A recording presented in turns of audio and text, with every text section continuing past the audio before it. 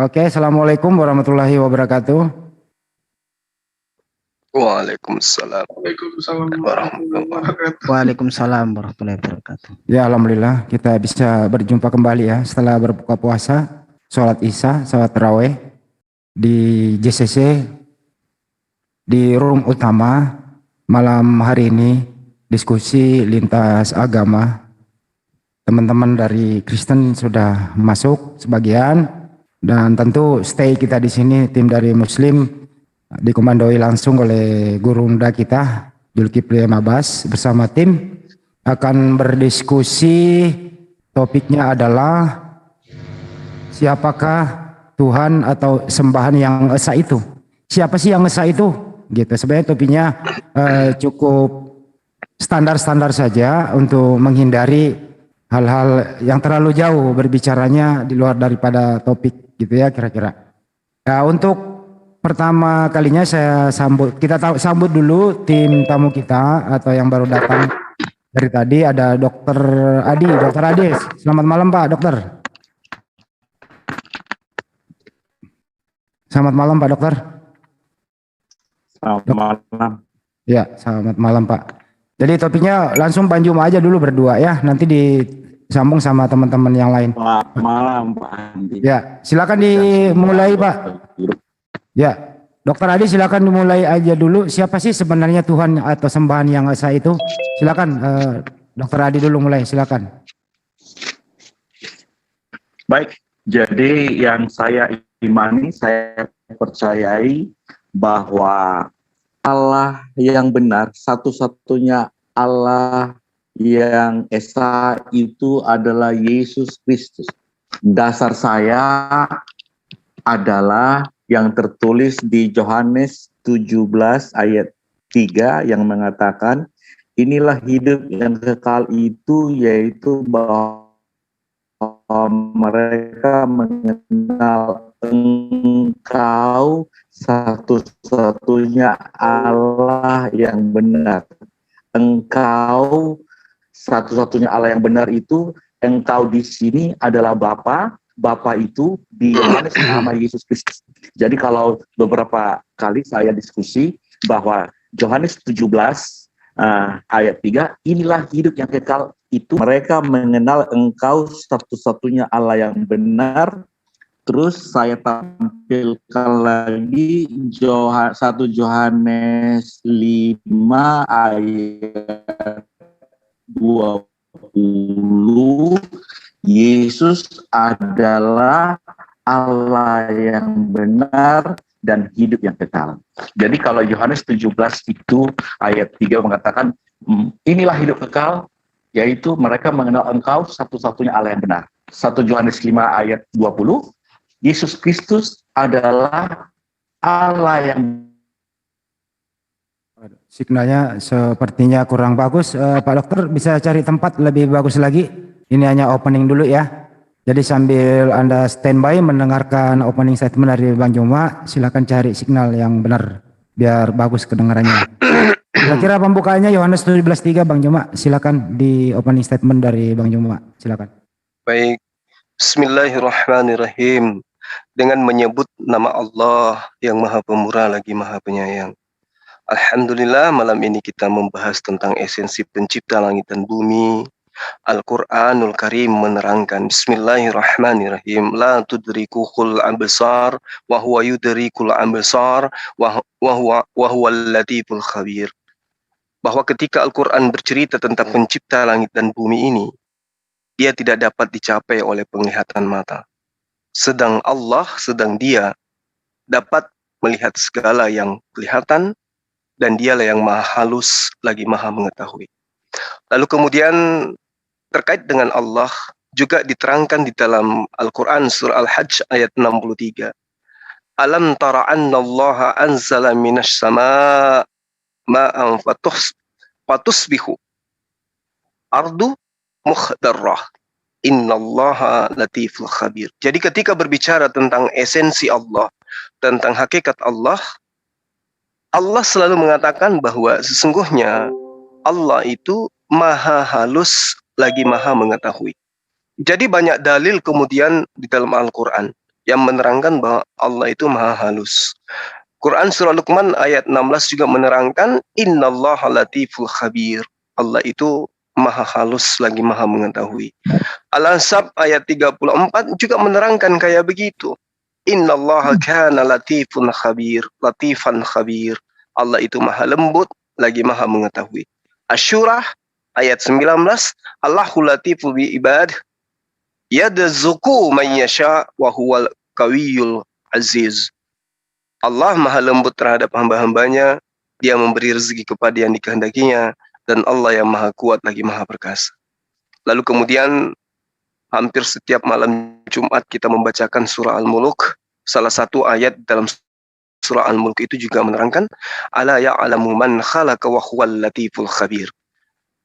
Apakah Allah yang menciptakan itu tidak mengetahui yang kamu lahirkan atau yang kamu rahasiakan atau yang kamu sembunyikan? Dan dia maha halus lagi maha mengetahui. Jadi ketika kita berbicara mengenai pencipta langit dan bumi yang esa, dialah esensi hakikat yang berdiri sendiri. Jadi kemudian Al-Quran menerangkan dengan sangat valid ya di dalam surah Al-Ikhlas, walam yakul lahu kufuwan ahad. Allah tidak ada sesuatu yang setara dengan dia. Jadi kalau setara saja tidak ada, apalagi menjadi kembar atau menjadi ada makhluk yang adalah dirinya sendiri. Analogi sederhananya begini. Allah itu, Tuhan pencipta langit dan bumi itu adalah sendiri. Dia tidak dua, dia tidak tiga, apalagi lebih dari itu. Nah, dia sendiri. Tidak punya awal, tidak punya akhir. Ketika kemudian dia ingin dikenal, dia ingin menyatakan diri, maka dia harus menciptakan makhluk agar dia bisa menyatakan diri. Karena kalau tidak ada makhluk, dia mau menyatakan diri kepada siapa? Sementara dia berdiri sendiri. Maka kemudian Allah itu menciptakan makhluknya agar kemudian makhluknya itu mengenal esensi sang pencipta, sang Khalik. Maka Allah kemudian menyatakan diri. Nah, di sini terkadang orang yang punya akal lemah, yang hanya memiliki kekuatan doktrin di dalam beriman, beragama, seakan-akan pernyataan menyatakan diri itu, Allah itu harus nuzul, menjadi nyata. Nyata dalam perspektif fana, biologis. Nampak oleh mata. Padahal, yang dikatakan menyatakan diri di situ adalah Allah kemudian menciptakan apa yang dia kehendaki untuk menyatakan dirinya bahwa dirinya itu wujud. Bahwa dirinya itu ada. Kalau dia tidak menciptakan, maka dia tidak akan menyatakan diri. Kenapa dia tidak menyatakan diri? Karena dia tidak menciptakan. Buat apa dan siapa yang bisa mengatakan bahwa nyata Allah itu ada kalau ciptaan itu nggak ada? Nah, jadi kemudian ketika para nabi itu diutus, dia mengajarkan kepada seluruh manusia, dia mengajarkan kepada kaumnya masing-masing bahwa dia adalah pernyataan Allah kepada manusia. Kenapa umat Islam itu beriman kepada Yesus? Kenapa umat Islam itu beriman kepada kenabian beliau? Kenapa umat Islam itu kemudian mengimani bahwa beliau itu adalah Rasulullah? Karena dengan adanya Yesus datang ke atas muka bumi, bukti Allah sedang menyatakan diri kepada Bani Israel melalui perantaraan mukjizat-mukjizat yang diberikan kepada Nabiullah Isa alaihissalam. Al-Quran menerangkan begini. A'udzubillahi minasyaitonirrajim. Wa idz qala Allahu ya Isa bin Maryam, a anta qulta linnas? Wahai Isa, anak laki-lakinya manusia bernama Maryam, adakah engkau mengajarkan kepada manusia, kepada Bani Israel, kepada orang-orang Kristen agar mereka menyembah kepadamu? Fakhizuni, menyembah kepadamu. Ya, menyembah kepadaku atau kepadamu. Ilahaini min dunillah. Sembahlah aku, ya, dan juga ibuku, wa ummi, kalau nggak salah begitu ayatnya ya di surah Al-Maidah. Apakah engkau pernah mengatakan kepada manusia sembahlah aku Yesus dan juga sembahlah ibuku Maria? Ilahaini min dunillah. Ya, selain daripada Allah. Apa yang diterangkan kemudian Nabiullah ketika dia datang kepada Bani Israel? Qala subhanaka ma yakunu li an aqula ma laysa li bil haqq. Dia menerangkan kemudian, dia menerangkan kepada Allah, aku tidak pernah mengatakan sesuatu yang bukan hakku untuk aku katakan. Lalu apa yang dikatakan kepada Bani Israel? Ma qultu lahum illa ma amartani bi an i'budullah rabbi wa rabbakum.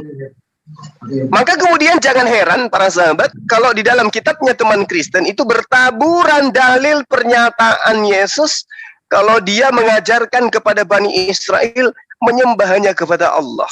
Markus 12:29, Matius 22 nomor 31, Matius 4 nomor 10, Yohanes 17 nomor 3. Banyak dalilnya yang menerangkan bahwa hidup kekal itu adalah menyembahnya kepada Allah semata dan mengimani dia sebagai utusan Allah. Saya kira begitu para sahabat yang dimuliakan oleh Allah. Silakan. Oke, terima kasih Bang Juma. Silakan tim Kristen yang mau mewakili. Selain Dr. Adi ada lagi nggak yang lain? Topiknya adalah siapa sih Tuhan yang esa itu atau siapa sembahan yang esa itu? Silakan. Tema punya Son tuh, Son suruh naik tuh. Ya, silakan. Silakan selain Dr. Adi ada lagi yang lain? Kalau nggak disambung sama Dr. Adi dulu sambil menunggu yang lain. Silakan Dr. Adi. Atau yang lain, silakan. Oke, Dr. Adi, silakan. Baik, ini lagi hujan di sini. Jadi terima kasih. Kalau saya sama Pak Ustadz Juma udah sering diskusi dan debat di sini. Memang Yesus itu seturut dengan firman-Nya Yohanes 17 ayat 3 sama 1 Yohanes 5 ayat 7. Yesus itu adalah satu-satunya Allah yang benar dan hidup yang kekal. Tentang pernyataan Pak Juma bahwa Yesus itu adalah utusan, ya, Yesus adalah utusan atau nabi di dalam iman Kristen atau di dalam Bible itu adalah penyampai firman. Jadi pada zaman dahulu kala Allah menyampaikan firman melalui nabi-nabi manusia yang ada di dunia ini khusus untuk orang Israel, bangsa Israel. Dan bangsa Israel menolak, tidak menerima sama sekali. Lalu pada akhir zaman Allah mengutus anaknya, yaitu Yesus, untuk menyampaikan firman. Artinya sebagai penyampai firman atau nabi. Jadi istilah penyampai firman itu di dalam Bible adalah nabi. Jadi kalau semua nabi-nabi mulai Musa sampai Maliaki telah ditolak, akhirnya Allah mengutus anaknya untuk penyampai firman. Jadi Musa mengatakan Allah itu esa. Bangsa Israel menolak dan tidak mau tahu. Mereka masih menyembah berhala. Yosua, Daniel, Yeremia, nabi-nabi lain juga mengatakan Allah itu esa. Ditolak juga. Karena semua nabi-nabi penyampai firman yang berasal dari manusia ditolak, akhirnya Allah mengutus anaknya, yaitu Yesus. Atau Allah turun sendiri jadi manusia, menyampaikan diri, menjadi dalam rupa, sekalipun dia adalah Allah, dalam rupa manusia dia menyampaikan firman. Makanya apa yang telah dikatakan Nabi Musa, Allah itu, apa yang telah dinamakan Allah, nabi-nabi yang lain, Allah itu esa, Yesus menyampaikan itu juga, menyampaikan itu. Tetapi Yesus tetap ditolak, bahkan dibunuh, dan akan dibangkitkan pada hari ketiga, seperti yang disaksikan Yesus sendiri atau yang diajarkan Yesus sendiri kepada murid-muridnya. Tertulis di Matius 16 ayat 21, Markus 8 ayat 31, Lukas 9 ayat 22. Yesus mengatakan kepada murid-muridnya bahwa dia akan dibunuh tetapi akan bangkit pada hari ketiga. Itu perkataan Yesus kepada murid-muridnya. Dan murid-muridnya saat itu tidak mengerti kenapa Yesus mengatakan bahwa dia dibunuh dan bangkit dari antara orang mati pada hari ketiga. Tertulis di Yohanes 20 ayat 9. Dan itulah makanya Yesus selagi di dunia itu telah menjadi manusia.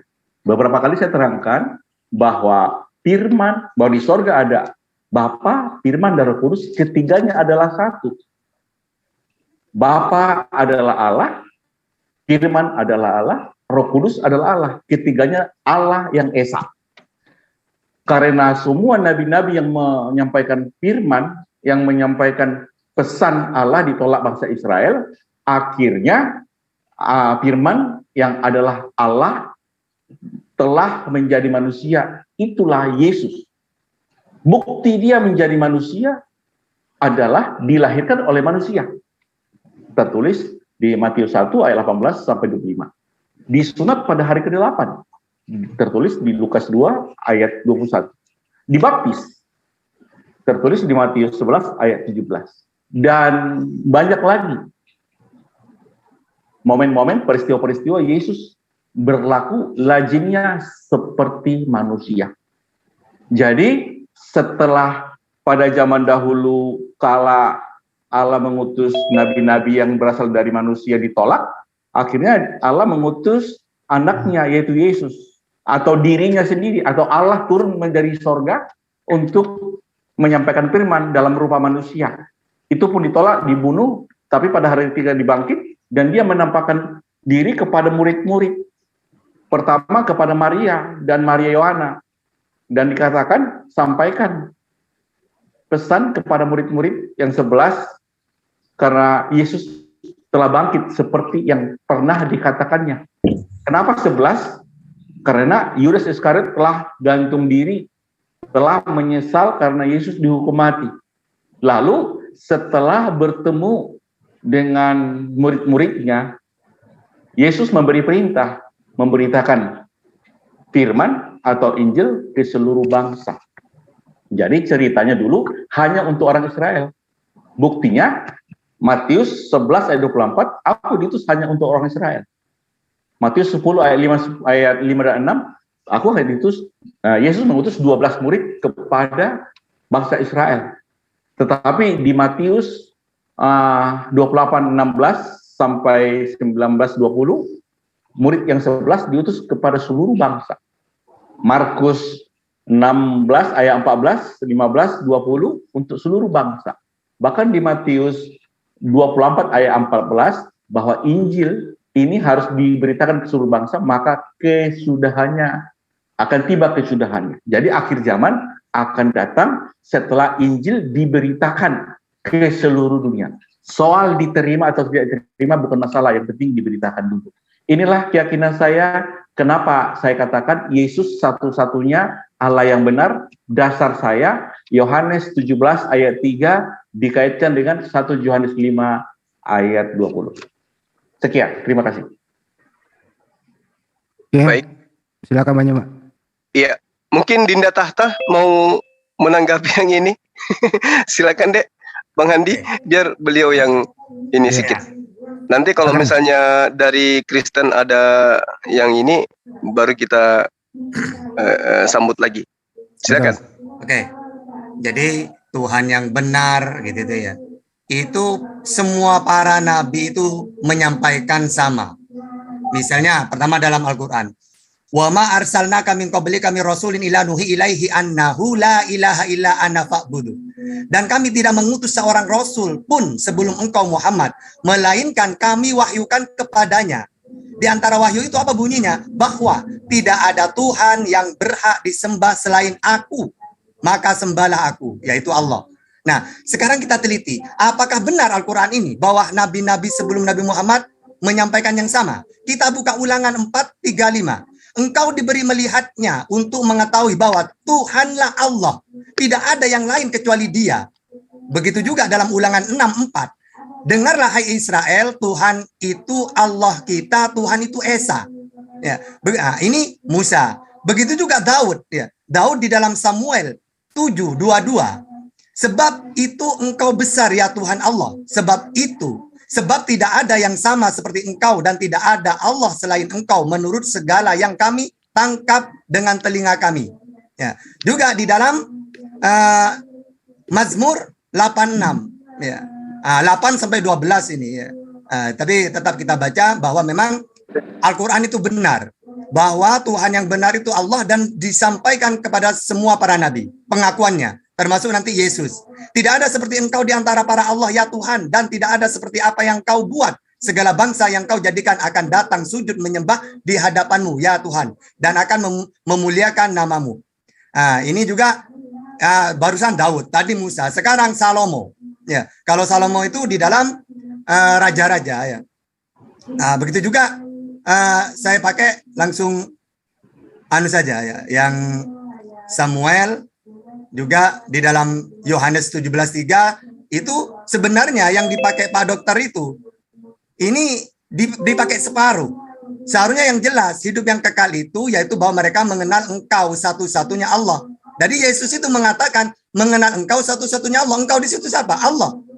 Yang kedua, dan mengenal Yesus Kristus yang telah engkau utus. Berarti Yesus menyampaikan Tuhan yang benar Allah. Sama seperti Al-Quran tadi. Bahwa aku mengutus engkau Muhammad, sebelum engkau kami utus juga utus-utusan, yaitu mereka menyampaikan bahwa tiada Tuhan selain Allah. Berarti benar Al-Quran itu. Nah, sehingga kalau memang ada ajaran yang mengatakan Tuhan itu turun sendiri, ya. Nah, ini memang ada ajaran seperti itu, tapi bukan samawi, seperti dewa-dewa turun sendiri. Nah, kalau Yesus ini sesuai Yohanes 3:34, barang siapa yang diutus oleh Allah, maka tugas dia penyampai firman Allah. Nah, Yesus penyampai enggak? Ternyata dalam Yohanes 12:50 itu diterangkan bahwa segala firman yang kusampaikan kepadaku telah kusampaikan kepada mereka. Apa yang aku sampaikan sesuai apa yang aku dengar. Berarti Yesus ini penyampai, sama seperti Musa, sama seperti Nabi Muhammad. Nah, kalau dulu sebelum Yesus, Allah memberi ajaran kepada para nabi dengan firman. Nah, Yesus juga ternyata iya, segala firman kan gitu. Berarti sama dengan Nabi Muhammad. Wa ma yantiqu anil hawa in huwa illa wahyu yuha. Jadi Yesus, Muhammad, Musa sama. Mereka menyampaikan firman Tuhan gitu loh ya. Bukan Tuhan turun sendiri. Gitu. Mungkin itu saja dulu, Bang Juman. Ya. Tolong yang lain baru masuk, tolong di-mute ya. Ada teman Kristen selain Dokter Adi? Boleh berbicara kok. Topiknya siapa Tuhan yang esa itu? Silakan. Kalau belum ada teman Kristen boleh kok Henry saya. Kalau mau berbicara. Silakan Dokter Adi. Lanjut dulu, katanya kalau si Amson berisik tempatnya, nanti dia nyusul. Oke. Dokter Adi monggo. Baik, Pak Ustadz Tata ya. Jadi Pak, Yohanes 17 itu harus dibaca utuh dan dipahami secara utuh. Tertulis di situ, inilah hidup yang kekal itu, yaitu bahwa mereka mengenal Engkau satu-satunya Allah yang benar, dan mengenal Yesus Kristus yang telah Engkau utus. Engkau satu-satunya Allah yang benar itu tertulis di Yohanes 17:1 itu Bapa, bukan Allah Subhanahu wa Ta'ala. Jadi Bapa satu-satunya Allah yang benar. Saya sudah terangkan itu di beberapa kali diskusi bahwa Engkau di sini adalah Bapa, bukan yang lain. Karena Yohanes 17:1 berbunyi, demikianlah kata Yesus, lalu ia menengadah ke langit dan berkata, Bapa, telah tiba saatnya permuliakanlah anakmu, supaya anakmu mempermuliakan engkau. Jadi engkau di situ Bapa. Ayat 2, sama seperti engkau telah memberikan kepadanya kuasa atas segala yang hidup. Demikian pula ia akan memberikan hidup yang kekal kepada semua yang telah engkau berikan kepadanya. Ini percakapan Yesus dengan Bapa. Ayat 3, inilah hidup yang kekal itu, yaitu bahwa mereka mengenal engkau satu-satunya Allah yang benar, dan mengenal Yesus Kristus yang telah engkau utus. Jadi engkau di sini jelas Bapa. Dan di ayat Yohanes 17 ayat 6 dikatakan, aku telah menyatakan namamu kepada semua orang, yang engkau berikan kepadaku dari dunia. Mereka itu milikmu dan engkau telah memberikan mereka kepadaku dan mereka telah menuruti firman-Ku. Ayat 11, dan aku tidak ada lagi di dalam dunia, tetapi mereka masih ada di dalam dunia, dan aku datang kepadamu, ya Bapa yang kudus, peliharalah mereka dalam namamu, yaitu namamu yang telah engkau berikan kepadaku, supaya mereka menjadi satu sama seperti kita. Ayat 12, selama aku bersama mereka, aku memelihara mereka dalam namamu, yaitu namamu yang telah engkau berikan kepadaku. Jadi nama Bapa telah diberikan kepada anak. Nama Bapa yang diberikan kepada anak itu Yesus Kristus. Itu. Yang kedua, inilah hidup yang kekal itu, yaitu bahwa mereka mengenal engkau satu-satunya Allah yang benar dan mengenal Yesus Kristus yang telah engkau utus. Yesus diutus, saya sudah terangkan tadi, Ibrani 1 ayat 1, bahwa pada zaman dahulu kala Allah mengutus para nabi-nabi. Tetapi pada akhir zaman Allah mengutus anaknya, yaitu Yesus Kristus. Artinya setelah nabi-nabi yang diutus ditolak oleh bangsa Israel, maka Allah mengutus anaknya, yaitu Yesus, untuk menyampaikan firman itu. Karena semua nabi-nabi itu telah ditolak. Tertulis di Yeremia 7 ayat 25, 26, saya bacakan. Dari sejak waktu nenek moyangmu keluar dari tanah Mesir sampai waktu ini, aku mengutus kepada mereka hamba-hambaku, para nabi, hari demi hari, terus menerus. Tetapi mereka tidak mau mendengarkan kepadaku dan tidak mau memberi perhatian. Bahkan mereka menegakkan tekuknya, berbuat lebih jahat daripada nenek moyang mereka. Jadi semua penyampai firman atau nabi mulai Musa sampai Maliaki itu ditolak. Daud pun ditolak, Salomo pun ditolak, Yeremia, Yesaya, semua ditolak. Akhirnya dia sendiri turun menyampaikan firman. Di sini beda pemahaman dan keyakinan orang yang selama ini saya ikuti di debat grup WA maupun di Zoom. Demikian Pak Ustaz Tata. Terima kasih Pak Adi. Jadi teman-teman yang baru masuk, Pak Abdon, topik malam ini Pak Abdon, boleh Anda menanggapi nanti siapa sih Tuhan yang esa itu atau siapa sembahan yang esa itu. Sebelum ke Pak Abdon, kembali ke tim Muslim, siapa aja? Silakan. Saya sedikit, Ya. Dinda Tahta. Saya ingin tanya kepada kawan kita, Pak Dokter, ya, supaya kita itu tidak ngambang gitu ya, tidak abu-abu, tidak ambigu di dalam kemudian menetapkan satu konsep iman yang tidak berkesesuaian dengan data dalil. Di dalam Yohanes 17 nomor 3 itu Pak, inilah hidup yang kekal itu, yaitu bahwa mereka mengenal Engkau, satu-satunya Allah yang benar. Engkau satu-satunya Allah yang benar.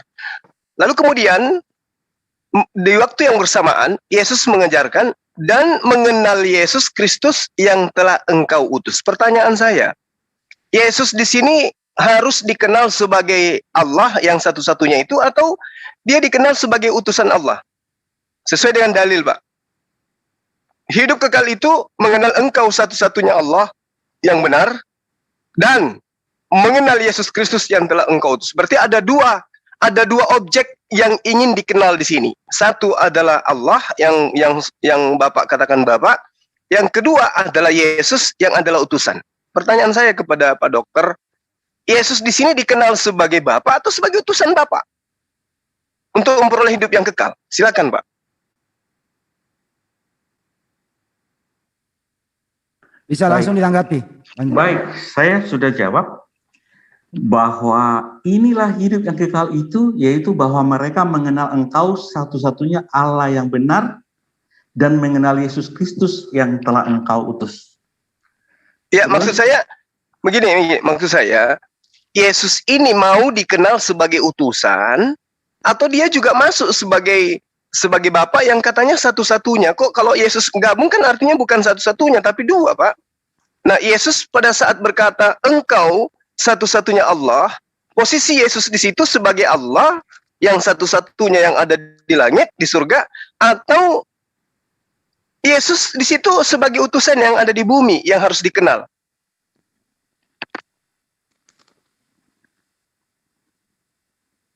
Sederhanakan begini, ketika Yesus itu di bumi, dia itu adalah utusan Tuhan dan dia adalah manusia. Itu yang Yesus minta untuk dikenal. Kenapa? Karena ketika Yesus datang kepada Bani Israel, Bapa sendiri yang mengatakan tadi, ditolak, ditolak, ditolak, ditolak. Bahkan Yesus ketika datang pun ditolak. Nah, orang yang menolaknya ini harus mengenal Yesus itu sebagai Bapa, Hasem, Yotifave, atau sebagai utusan Bapa. Karena Yesus mengatakan, hidup kekal itu adalah mereka, Bani Israel, mengenal engkau satu-satunya Hasem, satu-satunya Allah, ya, satu-satunya Bapa, Tuhan, dan mereka Bani Israel juga wajib hukumnya mengenal aku sebagai utusanmu. Jangan menganggap aku ini anak haram, anak zina, anak yang akan direbus di neraka di dalam tinjak mendidih. Tapi mereka harus mengenal aku sebagai utusanmu, sehingga mereka percaya bahwa engkau yang telah mengutus aku. Nah, Anda memiliki pemahaman penafsiran bahwa Yesus adalah Bapa adalah Yesus, sementara yang diterangkan di dalam dalil ini adalah satu-satunya Allah yang benar itu adalah Dia yang ada di langit. Yang kemudian Bible menggantikan langit itu menjadi surga, biar keren, padahal di situ langit. Engkau satu-satunya Allah yang benar. Engkau itu di mana? Di langit, di atas, menunjuk ke atas Dia, Yesus. Sementara ketika berbicara mengenai Yesus, menunjuk ke bawah, ke bumi. Dan di situ posisi Yesus adalah manusia. Contoh di dalam 1 Yohanes 2, kalau nggak keliru saya nomor 7. Penyesat itu adalah mereka yang tidak mengenal Yesus, yang tidak mengimani Yesus datang sebagai manusia. Berarti dia harus dikenal sebagai apa, Pak? Sebagai manusia atau sebagai Bapa itu sendiri? Coba Pak Dokter, silakan. Bolehkah saya jawab? Boleh. Silakan. Boleh saya jawab nggak? Satu-satu dulu. Boleh, silakan. Sebentar saya jawab. Ya, Dokter Adi dulu. Jadi, Pak Juma, saya sebenarnya bukan menerjemahkan, tapi hanya menunjukkan ayat, kan? Jadi ayat itu adalah di Yohanes 17 ayat 3 itu jelas dikatakan di situ. Jadi saya kan menerangkan ayat, menampilkan ayat, bukan menafsirkan. Dari Yohanes 17 ayat 3 berkata, inilah hidup yang kekal itu, yaitu bahwa mereka mengenal engkau satu-satunya Allah yang benar. Itu poin pertama, ya. Ya, betul. Dan mengenal Yesus Kristus yang telah engkau utus. Ya. Itu poin kedua. Ya. Dan 1 Yohanes 5 ayat 20 tertulis Yesus Kristus, Dia adalah Allah yang benar. Itu poin pertama terjawab. Dan hidup yang kekal. Terjawab sudah. Yohanes 17 ayat 3 dijawab oleh 1 Yohanes 5 ayat 20 tanpa saya tafsirkan. Demikian, Pak. Oke, sedikit kawan-kawan saya coba nanggapin ini ya. Di Yohanes 5 nomor 20 itu Bapak mengatakan bahwa Yesus itu adalah Bapa itu sendiri, bukan begitu? Bukan. Jadi, Yohanes berapa, Pak? Yohanes 1 Yohanes 5 ayat 20 berkata, Yesus Kristus Dia adalah Allah yang benar. Jadi gini Bang Suma. Dan hidup yang kekal. Tadi di Yohanes 17 ayat 3 mengenal engkau satu-satunya Allah yang benar. Satu poin. Di 1 Yohanes 5 ayat 20 bahwa Yesus adalah Allah yang benar. Lalu mengenal Yesus Kristus yang telah engkau utus. Itu poin kedua. Oke. Bahwa hidup yang kekal itu adalah Yesus Kristus, Dia adalah Allah yang benar dan hidup yang kekal. Oke, baik. Oke. Tolong yang noise. Oke, Tolong Pak Dokter. di-mute ya, yang lain di-mute. Oke, Pak Dokter, saya ingin tahu dari Pak Dokter ini. Di dalam 1 Yohanes 5 ini yang berkata di sini siapa, Pak? Yesus atau penulisnya? Firman Tuhan itu di Bible itu, semua firman itu ditulis oleh penulis atas ilham Allah. Dari mana Bapak tahu? 2 Timotius 3 ayat 16. Siapa yang mengatakan Semua itu, Pak? tulisan. Iya, baik. Siapa yang mengatakan itu, Pak Dokter? Timotius menulis Oke, iya. itu. Iya, siapa yang menulis Timotius, Pak? Menulis Timotius itu Paulus kepada Timotius. Oh, oke. Nah, sekarang dari mana kemudian Bapak mengatakan bahwa tulisan 1 Yohanes 5 ini itu adalah ilham dari Tuhan? Tertulis di 2 Timotius tadi. Karena ini kepercayaan saya. Itu betul, Pak. Itu betul. Segala sesuatu yang diilhami oleh Tuhan itu pasti benar. Nah, sekarang dari mana Bapak tahu bahwa yang dituliskan dalam 1 Yohanes 5 ini diilhami dari Tuhan? Di 1 Yohanes 1 ayat 1 tertulis, saya bacakan, apa yang telah ada sejak semula, yang telah kami dengar, yang telah kami lihat dengan mata kami, yang telah kami saksikan, dan yang telah kami raba dengan tangan kami tentang firman hidup. Itulah yang kami tuliskan kepada kamu. Oke, berarti yang penyampai firman di sini adalah penulis Yohanes ya, bukan Yesus ya, Pak ya? Semua tulisan itu atas ilham Allah. Ada 40 orang penulis, seluruhnya itu atas ilham Allah. Ya, itu meski tanpa pembuktian. Jadi gini, Pak, ketika Bapak mengatakan 1 Yohanes 5 nomor 20 ini adalah pembuktian untuk kemudian menghapuskan apa yang diajarkan oleh Yesus tentang hidup kekal, saya yakin sekali bahwa Anda tidak menyadari adanya pertentangan dalil. Ini kontradiksi yang sangat nyata, Pak. Saya buktikan, coba kita urai. Akan tetapi kita tahu, kita ini adalah penulis kitab Yohanes, bukan Yesus. Bahwa anak Allah ini maksudnya adalah Yesus, telah datang dan mengaruniakan pengertian kepada kita, supaya kita mengenal yang benar, dan kita ada di dalam yang benar, di dalam anaknya, Yesus Kristus. Dia adalah Allah yang benar dan hidup yang kekal. Ini pernyataan penulis atau pengarang Yohanes. Nah, lalu kemudian di dalam data yang kita sebutkan tadi, ini adalah pernyataan Yesus. Ya, ini adalah pernyataan Yesus. Kenapa dikatakan ini adalah pernyataan Yesus? Karena Yesus sendiri yang menerangkan di dalam penjabaran daripada apa yang diterangkan oleh penulis. Demikianlah kata Yesus.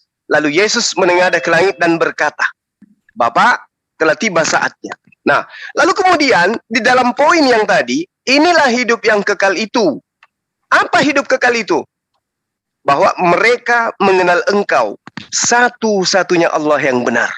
Nah, kalau Yesus mengatakan satu-satunya, berarti sudah tidak ada yang lain, Pak. Nggak ada yang lain. Meskipun 1000 berjuta, 4 juta, 5 juta orang mengatakan bahwa Yesus itu adalah Allah yang kekal, tapi kalau Yesus sendiri mengatakan, satu-satunya Allah yang benar itu adalah Dia yang ada di langit, tidak ada yang bisa membantah itu, kecuali Bapak bukan pengikutnya Yesus. Karena Yesus mengatakan, kalau kau percaya kepada Aku, kamu akan melakukan, kalau kau mengasihi Aku, kamu akan percaya kepada perkataan-perkataanku. Tidak ada diterangkan dari mulutnya Yesus, kalau kau percaya kepada Aku, kalau kau mengasihi Aku, kamu akan percaya kepada perkataan-perkataan Yohanes. Itu tidak pernah diterangkan oleh Yesus seperti itu. Tapi yang Yesus katakan adalah, di dalam Yohanes 14:1 perikop, jika kau mengasihi Aku, jika kau percaya kepada Aku, engkau akan mendengarkan perkataan-perkataanku. Nah, ini perkataan Yesus, Pak. Yohanes 17 nomor 3 yang Anda tunjukkan tadi itu adalah perkataan pengarang.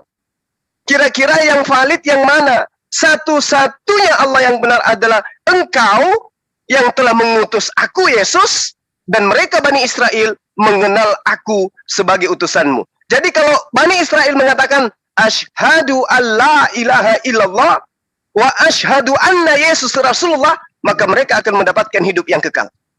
Itu konsep, Pak. Itu bahasa Arabnya begitu. Jadi kalau kemudian Anda menabrakkan pernyataan Yesus dengan pernyataan pengarang, nah ini yang saya katakan. Al-Quran menerangkan dengan valid, Pak.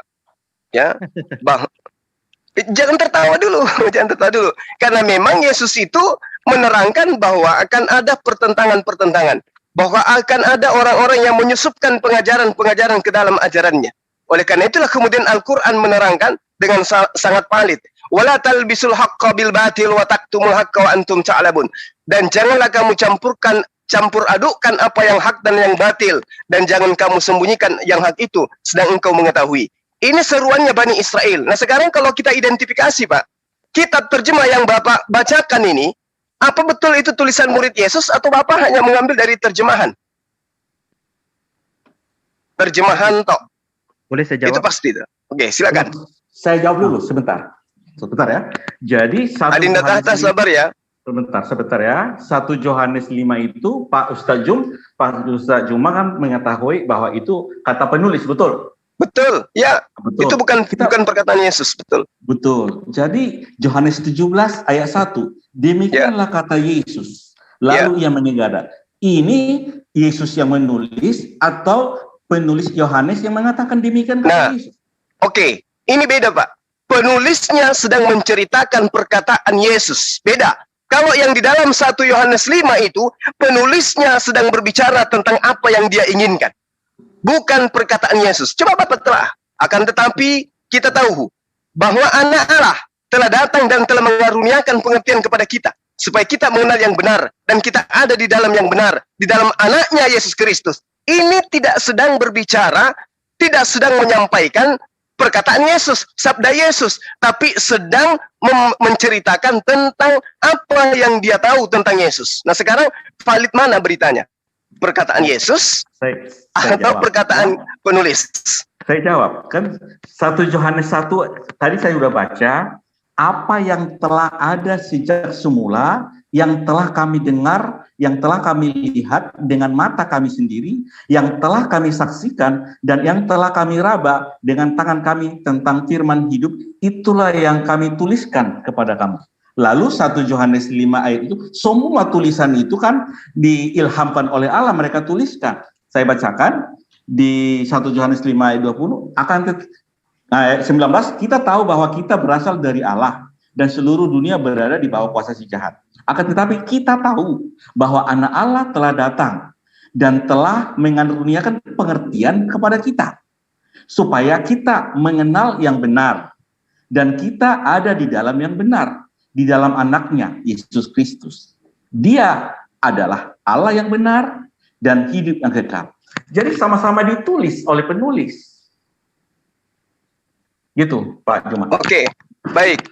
Sedikit lagi. Boleh saya jawab Di dalam sedikit? Yohanes. Nah, apa yang Pak tadi sebutkan, disebabkan orang Islam dia tak faham apa maksudnya firman Tuhan yang diilhamkan.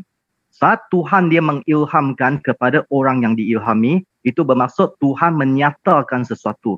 Dia boleh berasal dari gambaran, vision, tanda, mimpi, mukjizat, perkara gaib, profesi, ramalan, semua tu, ya. Apa yang Tuhan berinteraksi dengan manusia, menyatakan kepada manusia, mereka diilhami. Oleh itu orang-orang yang diilhami memahami dan mereka menyalinkan, dan terjadilah firman Tuhan yang diilhamkan. Oleh itu seluruh kitab adalah the inspired word of God. Firman Tuhan yang diilhamkan. You tak boleh petik, oh hanya ini sebutan Yesus, itu sebutan Paulus, itu sebutan Yohanes, bukan macam tu ya.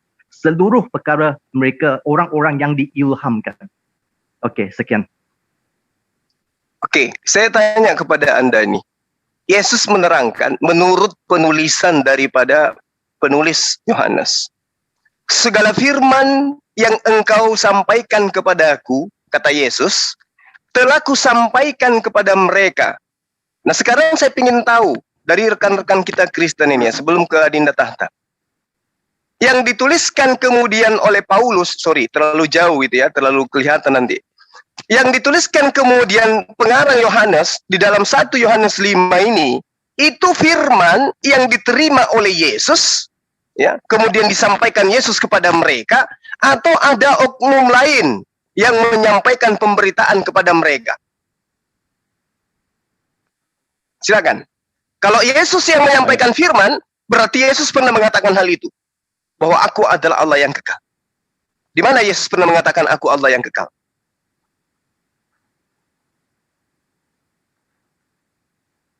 Silakan. Baik. Halo, Sebenarnya saya bisa. udah jawab. Selamat malam semua. Oke, silakan Pak Aston. Ya, malah Pak Abdon. Agak lah. Habis Dokter Adi baru Pak Abdon. Dokter Adi dulu. biarin sekalian kata Bang Juma, mau sekalian 3 lawan 1, 4 lawan 1. Bukan, Nggak apa-apa, nggak jangan apa-apa. dibilang 3 lawan 1. Enggak, langsung aja. Enggak. 3 lawan 3. 3 lawan 3 Pak Abdon. Jangan dibilang-bilang begitu. Ya aja udah, berjumpa, ya saya dicabut. aja sama Juma. Ya Pak, Jadi 3 gini. lawan 3. Ya, gini Ya, aja silakan dulu. dulu Dokter Adi menanggapi. Nanti habis ini bentar, Pak Abdon. bentar. Saya jawab Ya, dulu. silakan. Saya jawab dulu. Ya, silakan. Jadi gini. Juma tidak mengenal firman. Jadi agak sulit menerangkan tentang firman. Esensi hakikat itu, dengar dulu. Esensi hakikat Allah itu bisa kamu rujuk kepada dirimu sendiri. Oke? Anda mengatakan utusan, Anda mengatakan Bapa itu, Anda mengatakan anak, itu sebutan. Ya. Enggak, kita fokus ke Yesus, Bang, jangan asumsi. Ya, Yesus, ini saya cerita Yesus dong, ajaran Yesus yang Anda yang bawa ke sini, dan bawa ajaran gereja.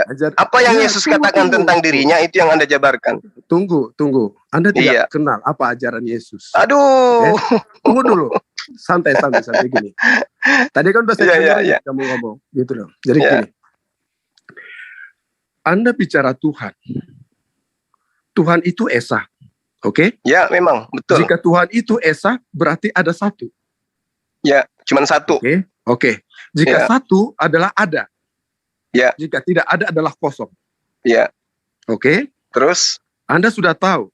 Ya. Dalam rupanya, dalam keterbatasan matamu, Allah itu datang ke hadiratnya dalam rupanya manusia agar Anda bisa lihat. Aduh, ajaran dari mana itu? Santai.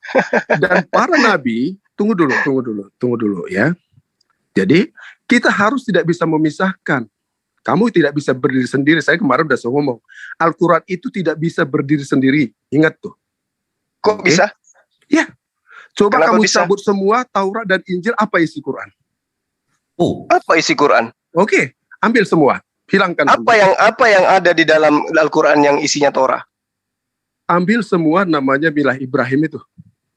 Kenapa bisa? Ambil semua cerita tentang Isa Al-Masih. Bagaimana kalau saya katakan juga perjanjian lama itu diambil dari perjanjian baru? Bisa nggak? Sudah, perintah Tuhan ada di situ. Hanya 2 perintah Yesus. Yang mana? Kasihanilah Tuhan Allahmu, kasihilah samamu manusia. Oke, berarti Anda boleh menyembah selain daripada ilah Abraham dong ya? Saya hanya menyembah Yesus. Tidak ada yang lain. Oke. Nah, di situ dia. Tunggu dulu. Tanpa. Kalau asumsi Bang, mending yang lain. Tunggu. Aku nggak suka asumsi nggak suka saya. Anda sudah dewasa ya. Anda harusnya berbicara tentang Yesus berdasarkan perkataan Yesus nih. Jangan berdasarkan perkataan iman gereja. Dengar dulu. Oke ya. Jika Anda belajar tentang firman, Anda harus merujuk kepada awal mula jadi. Tahu mula jadi awal-awal dari penciptaan. Oke. Ini sok mendikte. Jadi bukan. Jangan sok mendikte. Firman itu apa Bang? Bang, saya ingin tahu sama Anda dulu, Abdon. Tunggu dulu. Tunggu. Anda mengatakan tentang firman. Firman itu apa? Saya tanya sama Anda, firman itu apa? Firman itu Yesus. Dari mana Anda tahu firman itu Yesus? Di mana dikatakan firman itu Yesus? Di mana dalilnya? Firman itu apa? Di mana dalilnya firman itu Yesus? Gantian dulu. Bikin ngaco. Abang moderator ini orang di kandangan aja, nggak ada ilmu. Tadi Pak Adi dengan yang dari Malaysia tadi. Jangan dibilang. Enggak. Saya tidak butuh asumsi, oke? Karena moderator dipanggil, begini Pak Abdon, Bang Juma. Tolong dengarin dulu, moderator mengembalikan ke topik, Pak Abdon. Ini topiknya adalah siapakah Tuhan atau sembahan yang esa itu? Nah, Anda sebutkan saja nama sembahan yang esa itu ini. Datanya ini gitu loh, silakan. Saya bacakan. Ya. Baca ya Juma di Keluaran 6 ayat 2. Oke? Kamu harus jangan lari daripada pelajaran awal. Keluaran 6 ayat 2. Aku telah menampakkan diri kepada Abraham, kepada Ishak dan Yakub sebagai Allah yang Maha Kuasa. Tetapi dengan namaku Tuhan, aku belum menyatakan diri. Pada zaman waktu Nabi Abraham, Yakub dan lain-lainnya pada Nabi itu, Allah belum menyatakan diri. Oke? Ketika dia telah datang ke dunia ini, dia menyatakan dirinya. Akulah dia. Paham kan? Selalu Yesus mengatakan, akulah dia. Boleh moderator potong dia. Siapa dia itu, namanya siapa Bang? Sebelum ke Bang Juma. Yesus berkata, akulah dia. Yesus ini yang berkata. Oh, berarti Allah Yesus itu. Ya? Oke, Yesus. Ya, oke. Tunggu dulu santai-santai. Saya Enggak, jangan terangkan terlalu dulu. lama Bang. Artinya kan ini Anda mengatakan Yesus yang esa. Oke, baik. Silakan Bang Juma dulu sebelum Komorian Reski. Yesus yang esa Bang Juma, silakan. Tunggu dulu, saya belum selesai, biar satu-satu, biar selesai satu. Artinya kan dari tadi kan Juma kan memberikan asumsi buat mereka, asumsi dari Juma, dan kawan-kawan dari Kristiani itu tidak asumsi, dia memberikan ayat-ayat dari dalil tentang siapakah Yesus, tetapi Juma tidak Siapa mengerti Yesus? apa arti ayat itu. Siapa Yesus menurut Yesus? Coba. Siapa Yesus menurut Yesus? Yesus mengatakan, ingat nggak? Biasa saya katakan kepada Anda, aku dan Bapa adalah satu. Oke. Kata dan di situ menceritakan tentang satu oknum atau dua oknum? Satu oknum. Satu oknum. Oke. Jadi yang tidak bisa berbuat apa-apa dari dirinya itu siapa? Allah sendiri yang berbuat. Jadi Allahmu, Bapakmu itu nggak bisa berbuat apa-apa dari dirinya sendiri. Yesus mengatakan aku tidak bisa berbuat apa-apa, berarti Itu dalam yang diri mengatakan Yesus, itu Bapak atau siapa? Yesus mengatakan bahwa dia yang mengatakan tentang kealahan itu. Tidak ada Ya, siapa-siapa. berarti Bapak itu tidak bisa berbuat apa-apa dari dirinya sendiri. Yesus mengatakan di dalam dirinya, di dalam dirinya mengatakan aku tidak bisa berbuat apa-apa. Artinya segala perbuatan Yesus adalah perbuatan Allah itu sendiri. Berarti Kuasanya. Berarti Bapak itu sendiri tidak bisa berbuat apa-apa dari dirinya sendiri gitu. Bisa berbuat di dalam diri Yesus. Tanpa Yesus tidak bisa berbuat apa-apa. Udah. Oke. Udah. Jadi, Sip. Anda sekarang mengatakan tentang keesaan Tuhan ini Yesus. yang tidak bisa Sekarang berbuat apa-apa gantian. Saya siapa? tanya sama kamu, Anda jawab. mengatakan Yesus Sudah, atau gantian. Bapak. Bagaimana Anda mengatakan dengan Bapak Yesus satu. Nah sekarang yang tidak bisa berbuat apa-apa itu siapa? Yesus mengatakan Loh, itu coba lihat cara Anda menjawab. Yesus mengatakan, saya tanya sama Anda, yang tidak bisa berbuat apa-apa dari dirinya sendiri itu siapa? Oke, saya kasih ya, dengar nih. Jika aku nih, Abdon itu. Pak Abdon, siapa itu menyebut nama?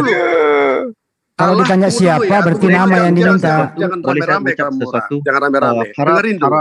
Sabu satu-satu ya. Pak Abdon terlalu lama berbicara. kita kasih yang lain dulu Isinya ya. kosong, percuma, habis waktu. Kamu nggak bisa jawab. Ya, kamu Pak Abdon, maaf saya mute, terlalu lama berbicara. Berbagi sama yang lain ya Pak Abdon. Bukan, tunggu dulu. Kalau dengan saya, kamu orang terlalu banyak cerita sih. Enggak, Kamu Anda ditanya. asumsi. Bukan asumsi. Apa pula asumsi? Saya tanya sama, dengarkan pertanyaan saya. Saudara Abdon yang saya hormati, dengarkan. Yang mengatakan dengan mulutnya sendiri tidak bisa berbuat apa-apa dari dirinya sendiri itu siapa? Sudah, saya jawab. Ya. Saya jawab. Yang menyatakan bahwa dirinya, Yesus mengatakan aku tidak bisa berbuat apa-apa dari diriku sendiri, artinya perbuatan Yesus adalah perbuatan Bapa. Semua yang ada dilakukan oleh Yesus adalah dia. Pertanyaan Kalau banyak kamu minta cuma nama dengar doang dulu, Pak Abdon. jangan Nggak potong. minta Penjual obat mas ke Makassar Tunggu mas. dulu, Ada dulu. pasar di sini, bisa jualan obat. Kalau mau. Tunggu dulu. Di Kejadian 1 ayat 26, dengerin dulu. Aduh, masuk lagi di Dengar kitabnya dulu. agama lain. Kamu cuma sampai kapan pun kamu gak mengenal Allah. Udah. Aduh, Saya berani pastikan kamu. Udah. yang lain. Stop dulu ya, yang lain dulu Pak Tunggu Abdon. dulu, saya jangan dipotong-potong dulu kalau Enggak, saya Pak ngomong. Bang Juma cuma minta nama loh. Yesus. Ya Yesus udah, jadi Yesus tidak Sudah. bisa. Udah Anda standby dulu, Bang Juma. Yang tidak bisa berbuat apa-apa adalah Yesus. Silakan Bang Juma ditanggapi. Saya terangkan dulu biar tahu artinya. Ya nggak usah, Bang Juma nggak minta diterangkan. Bang Juma nggak minta diterangkan. Tadi saudara bawa dalil. Aku dan Bapa adalah satu. Yesus tidak bisa berbuat apa-apa dari dirinya sendiri. Kamu apa artinya? Apa artinya? Bapak gimana? Bisa enggak berbuat apa-apa Oke. dari dirinya Kalau sendiri? Yesus tidak bisa berbuat apa-apa, Yesus berbuat sesuatu itu perbuatan siapa? Perbuatan dirinya sendiri. Loh, katanya kata kamu nggak bisa berbuat apa-apa. Ya, kan dia katakan sendiri, dia tidak bisa Iya, berbuat betul. apa-apa dari dirinya sendiri. Nah, sekarang Bapak di mana di situ, Saudara Abdon? Iya, Ketika saya Yesus tidak dapat berbuat apa-apa, Bapak di mana dia? Oke, saya ikutin kamu. Ketika dia menghidup orang mati, siapa yang berbuat itu? Nggak ke orang mati. Enggak nyambung ini orang. Bukan mujizatnya. Apa Bukan, perbuatan? bukan. Jangan bilang nggak nyambung. Ya Kamu moderator enggak ambil nyambung, alih. Abdon. Moderator ambil Bukan alih. nggak nyambung. Ketika- Kamu belum kenal Allah, Juma.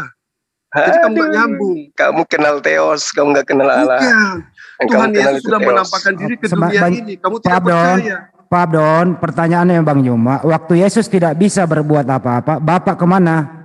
Kan katanya satu, silakan. Itu pertanyaannya Pak. Oke, saya jawab silakan. Saya jawab pelan-pelan nih. Kejadian 1 ayat 26. Allah menciptakan manusia seperti rupa Allah. Bukan kok ke situ tunggu dulu, jawabannya. jangan ketawa. Tunggu dulu biar saya jawab. Kamu orang nggak paham. Ketika kamu mau mengenal, tunggu dulu. Ketika kamu mau mengenal Allah, nggak usah jauh-jauh. Kenali dirimu. Kamu punya hakikat. Bukan kamu itu punya pertanyaannya roh, Pak. Saya Kamu ulangi. jangan jualan obat di sini ya. Mengenai makrifat, kamu belum ada apa-apanya, Abdon. Lah orang Tuhan kau itu manusia kok. Kok sampai ke Manusia seperti makrifat apa? dari mana? Ya manusia mau kayak mana seperti apapun, manusia yang dibunuh oleh manusia, itulah Tuhanmu. Oke, benar. Dia sekarang Nah, gimana? udah. Nah, apakah pencipta Siapa langit dan yang bumi ini, Oh, pencipta langit dan bumi orang yang yang disembah membunuh. oleh Yesus itu begitu? pembunuh itu iblis enggak? Waduh, melebar-lebar lagi nih. Itu Bukan, bilang, bukan, saya ikutin kamu. Sebentar, Pembunuh itu iblis enggak? Pak Abdon, pertanyaannya kembali ke tema tadi. Kembali ke tema, pertanyaannya Bang Juma, waktu Yesus tidak bisa berbuat apa-apa, Bapak kemana? Itu kan Bapak adalah satu sama Yesus. Itu yang dijawab dulu. Makanya saya jelasin kamu biar kamu paham Ya. Andi. Ya langsung Ya, saya jawab. paham pelan-pelan Bapak, waktu Yesus tidak bisa berbuat apa-apa, Bapak ke titik, silakan. Oke, saya jawab. Ya, Yesus mengatakan, aku tidak bisa berbuat apa-apa dari diriku. Mengatakan 100% di dalam diri Yesus adalah perbuatan Allah. Itu maksudnya, Andi. Itu maksudnya cuma. Bapak kemana? Bapak ke Kalau saya pasar mengatakan, apa tunggu lagi dulu, ke? Jangan dipotong. Kalau saya mengatakan dalam diri saya sebagai manusia, perbuatan Allah dalam diri saya cuma 0%. Bukan itu yang Perbuatan saya ditanya, perbuatan manusia. bukan yang ke Anda. Yesus tidak bisa berbuat apa-apa, Bapak kemana? Bukan, Anda harus menyamakan kepada dirimu. Karena kamu itu rupa Allah, Andi. Kok ke diriku? Paham nggak Orang kamu? bukan Tuhan kita ini. Ajaran Kamu pagan memang jangan Tuhan, dibawa ke tapi sini rupa Allah bagi lah. kamu. Lanjut, cuma Loh, pusing saya Ini nih. pelajaran Alkitab. Jangan bawa ke sini ajaran pagan itu, Oke, jangan sudah. dibawa ke sini. Kita sedang berbahas tentang ajaran Yesus. Kamu Iya. bilang Injil saja dipelajari di Al-Quran. Oke, Pak Abdul, Ya, kita tapi bukan Injil yang Mana kau Injil maksud kamu? itu, bukan Injil Mana kau Injil itu, kamu? bukan surat Tunjukkan Injil Paulus. kamu. Mana? Oh, kita kasih kesempatan yang lain dulu Pak Abdon ya. Tunjukkan Pak Al-Quran Abdon, di dalam boleh Anda Injil. standby dulu ya Pak Abdon. Tunggu dulu, Andi. Kita kasih kesempatan yang lain dulu ya. Tunjukkan dulu kamu bilang Injil yang dalam Al-Quran. Sebentar dulu Pak. Coba, Ini bukan topiknya. Topiknya adalah siapakah Tuhan yang esa itu? Yesus, tidak ada yang lain. Yesus. Oke, Yesus. Udah standby. Oke, Oke, kalau Yesus yang Anda maksud adalah Tuhan yang esa, ya. Yang dikandung oleh manusia itu siapa? Bapak. Yesus, roh Bapak. yang dikandung. itu. Bapak. Roh. Roh yang dikandung katanya. Oh, roh yang dikandung. Ya. Jadi bapaknya kemana? Bapak itu apa artinya? Bertanya balik. Bapak itu artinya penjual cendol. Bapak apa itu? Saya tahu dulu apa maksud Bapak Ya. itu. Makanya kitabmu itu tanya, ngapain huruf Bukan. pakai bapak, Kalau tidak ada kamu huruf nggak tahu, K-nya. Kalau kamu nggak tahu, biar saya ajarin kamu. Aduh, Abdon, jangan Udah. terlalu sombong hanya karena Bukan terlalu sombong, foto kamu profilmu nggak itu paham pakai kacamata, esensi. itu pun kacamata dipinjam sama Hakikat tetangga. Oke. Jangan oke. sombong Bicara- kamu. Tadi Bagaimana? bicara marifat. Jangan Kamu sombong, tahu jangan tentang dirimu. sombong. Sekarang saya tanya dirimu. Kita kembali ke topik dulu ya Pak Abdon ya. Pak Abdon udah jawab kan Yesus. Bang Jadi Anda Andi kalau standby bisa dulu. di-kick aja deh, ini orang Iya. ini nggak ada ilmunya. Iya. Ya kita udah, saya kasih. keluar kalau kayak gitu. Iya, oke, Kalau ngomong baik. itu, kalau saya Oh, ngomong terima sama kasih teman-temannya, Abdon, thank you. Ya. Jangan lagi ada kalau saya ada Abdon. Oke. Iya.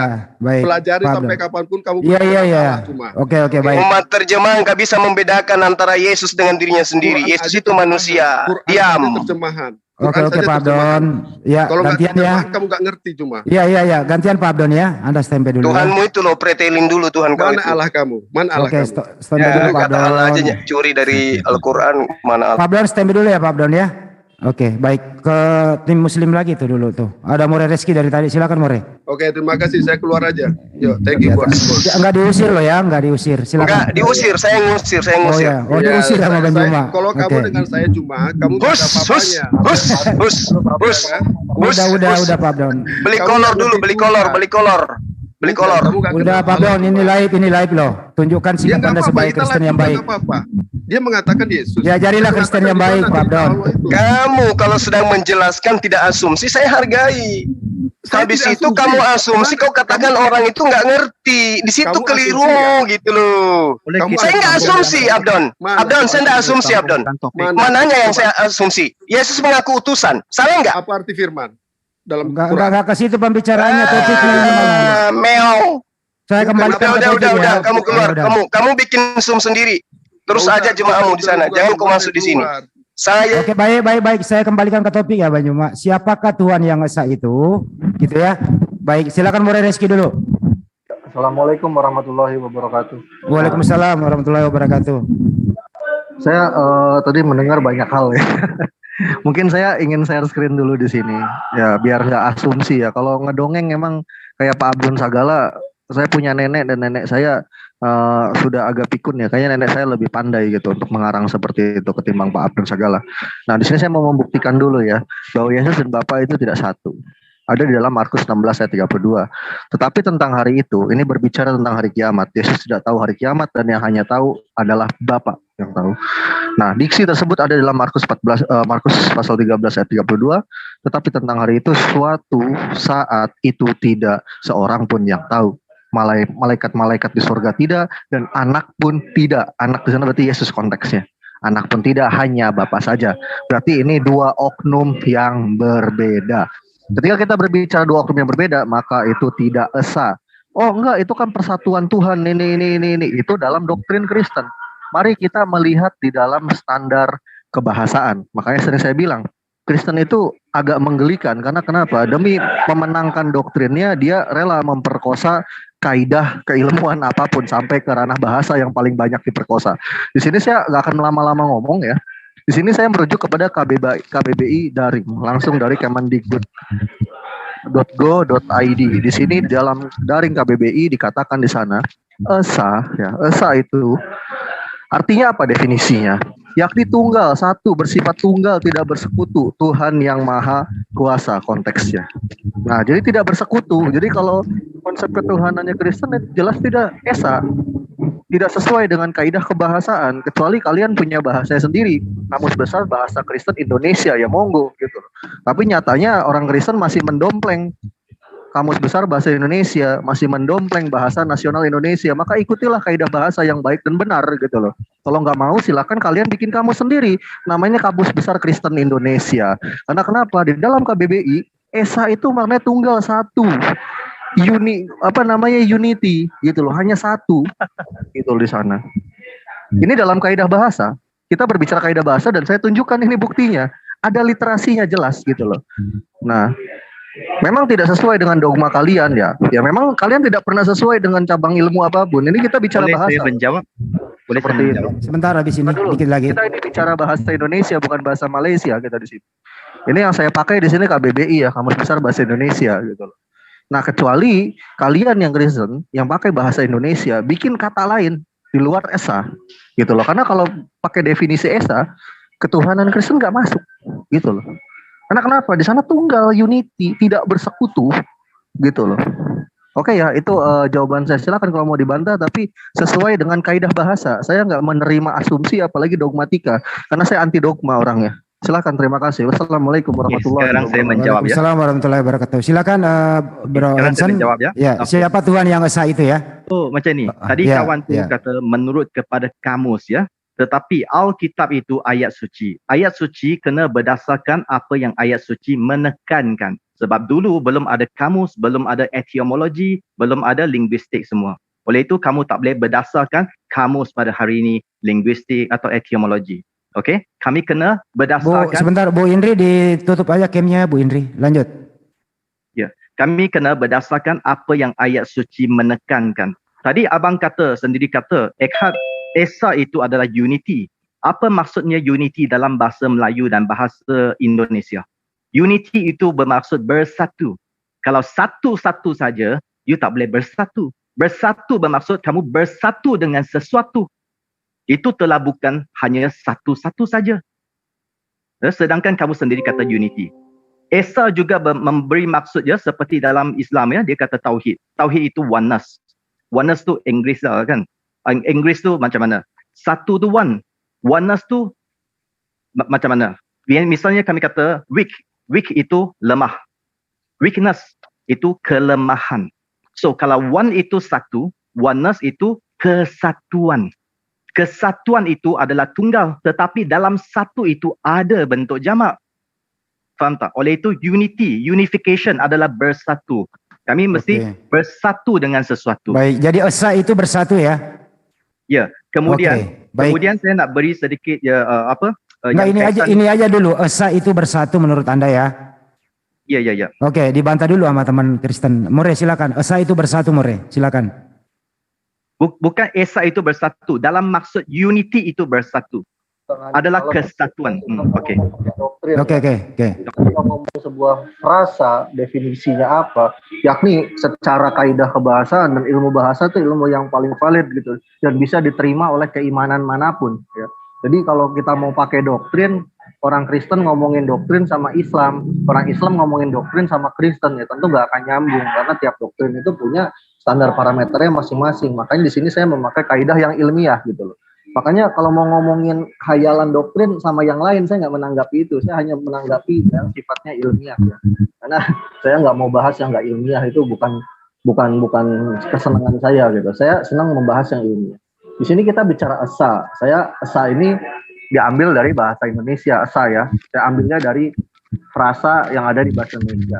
Definisinya apa? Saya sudah memberikan di sini. Artinya satu tunggal, satu bersifat tunggal, tidak bersekutu, berarti tidak kesatuan kalau tidak bersekutu, gitu loh. Tuhan yang maha. Nah, jadi kamus bahasa Indonesia di edisi keberapa yang bilang bahwa esa itu adalah kesatuan? Kalau mau ngomong kayak gitu ya silakan dibuktikan dulu karya leksikografinya ada enggak. Kalau enggak ada ya jangan komen. Ya kalau mau ngomongin doktrin ya silakan, saya tidak menanggapi doktrin orang. Saya nggak mau mengganggu iman orang saya, tapi di sini saya berbicara keilmuan. Nah, kalau makanya saya tadi berikan solusi, kalau Kristen masih pengen pakai kata esa ya silahkan kalian bikin kamus sendiri ya, kamus besar, misalkan kamus besar bahasa Kristen Melayu ya monggo gitu loh, bikin definisinya sendiri. Jangan dompleng kamus besar bahasa Indonesia. Nah, pada faktanya apa yang dipakai oleh LAI dalam menerjemahkan itu dompleng kata-kata yang ada di dalam KBBI. Gitu loh ya, ikuti kaidah kebahasaan yang benar.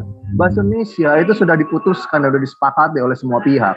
Makanya dirumuskan dalam suatu kamus besar namanya KBBI, Kamus Besar Bahasa Indonesia ya, dan disepakati oleh semuanya. Jadi ikuti kaidah bahasa yang benar gitu loh. Gak pernah bisa namanya esa itu jadi kesatuan gitu loh. Tapi satu tunggal, tidak bersekutu, satu. Ini saya bukan asumsi, ngomong pakai data. Tapi kalau ngomong nggak pakai data ya mau ngehayal ya monggo, yang lain aja saya nggak berkenan untuk menanggapi, nggak tertarik saya. Itu aja Bang Adi. Makasih. More sebelum ke Bang Joma mau ditanggapi itu esa itu satu tunggal. Silakan. Saya jawab ya. Ya. Oke. So macam ni. Nah, saya sekali lagi ulangi, kami kena berdasarkan ayat suci dulu sebab topik kami adalah berdasarkan asas ayat suci, bukan berdasarkan kamus. Kamus belum wujud di zaman ayat suci dituliskan. Oleh itu dalam penekanan yang tadi abang kata esa tu, itu cuma menterjemahkan apa ayat suci mengatakan ehad. Ehad dalam ayat suci menekankan apa? Kejadian 1 ayat 5, dia ada 3 keadaan. Misalnya tengah hari, malam dan siang. 3 keadaan yang berbeza, jamak dijadikan 1 hari, ehad. Kemudian kejadian 2 ayat 24, Adam dan Hawa, 2 manusia yang berasingan, 1 lelaki, 1 wanita, dijadikan 1 jasad, ehad. Keluaran 36 ayat 13, ada Tuhan menyuruh Musa mengumpul kepingan-kepingan jamak menjadikan 1 kemah, ehad. Itu adalah penekanan ehad yang kamu kata 1. Dan ada lagi 1 perkataan Ibrani yang menjelaskan 1, yaitu yahid. Yahid itu dipakai. Bro Hansen, sebelum ke Bang Joma, menurut Anda pengertian esa itu apa? Ehad 1, tetapi 1 ada 2 jenis. Oh, 1 tapi ada 2 jenis. Baik, ya, makasih ya.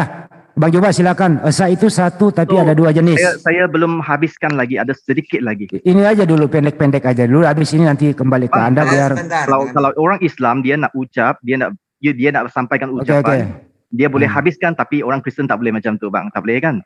Okey, lanjut. Okey. So yahid itu dipakai sebagai 1 seperti apa? Seperti anak sulung. 1 peribadi, tak boleh digantikan. Itu mesti yahid. Itu 1 yang tak terganti. Kalau Tuhan yang ditekankan adalah 1 peribadi, seperti orang Islam kata, seharusnya Shema Israel, Adonai Eloheinu, Adonai Yahid, tetapi bukannya. Adonai Ehad. Kamu kena faham apa penekanan Echad. Itu yang kita kata Esa. Okey, sekian. Sekian, makasih. Ustaz Tata, silakan. Terima kasih. Nanti dikit lalu Cak, sebelum sesudah nanti Cak Tatang ngomong ya, tolong saya mintakan Sueb untuk ngejelasin dalam makna grammar Ibrani atau medaber Ibrit, Echad itu apa. Nah, karena asumsi semua nih orang Malaysia satu ini. Ya, itu mantap. Ya, mantap itu. Habis ini Sueb. Ya, silakan Ustaz Tata. Oke, saya akan menanggapi mulai dari tadi itu Dr. Adi ya. Dia mengatakan bahwasannya pada zaman dahulu Allah mengutus nabi-nabi dan nabi-nabi tersebut diberi firman wahyu.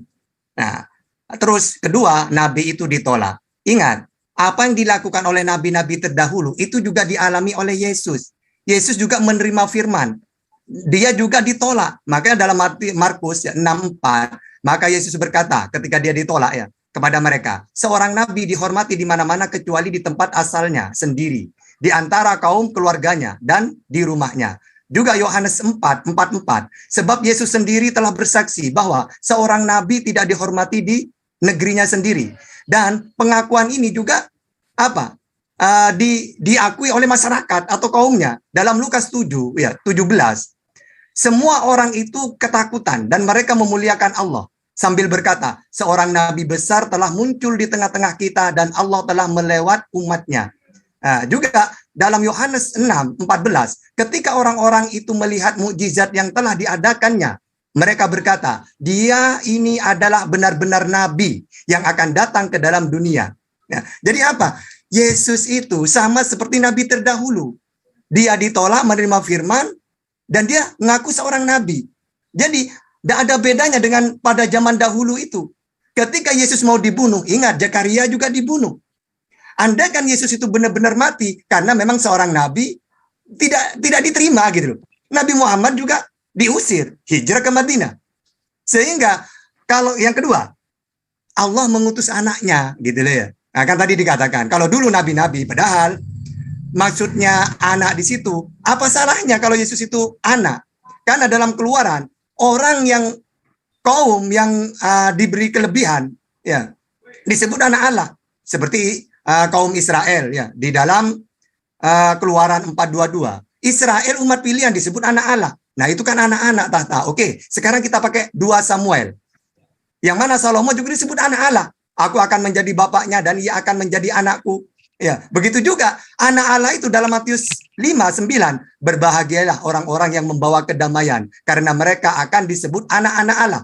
Juga dalam Roman ya 8:14, orang-orang yang dibimbing oleh Roh Allah adalah anak-anak Allah. Jadi ketika Yesus itu disebut Allah mengutus anak Allah, maka bukan cuma Yesus anak Allah itu.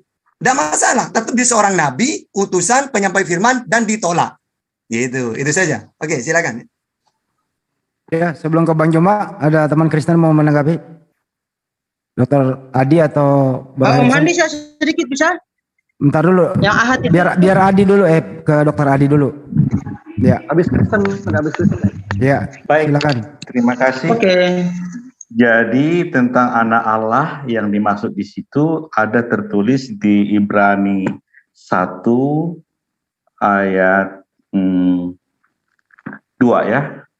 Maka pada zaman akhir ini ia telah berbicara kepada kita dengan perantara anaknya yang telah ia tetapkan sebagai yang berhak menerima segala yang ada.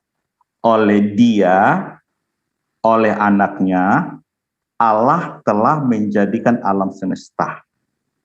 Jadi kalau Pak Ustadz Tata tadi bilang, Salomo juga anak Allah, nabi-nabi lain juga anak Allah.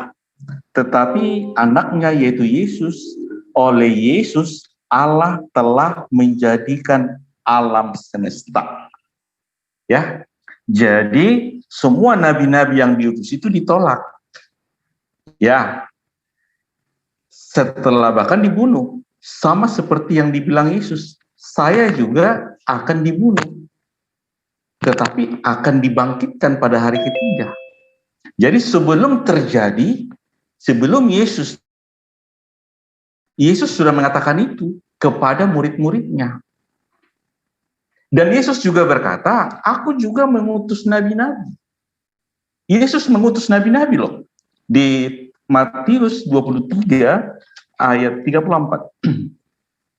Yesus itu mengutus nabi-nabi. Kalau Yesus itu manusia, masa manusia mengutus nabi?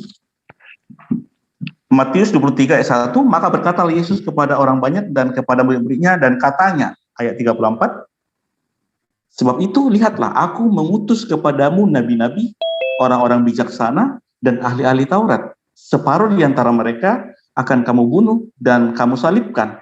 Dan yang lain akan kamu sesah di rumah ibadatmu dan kamu aniaya di kota-kota. Sebenarnya topik kita adalah siapakah Allah yang Esa? Kami udah jawab dengan data.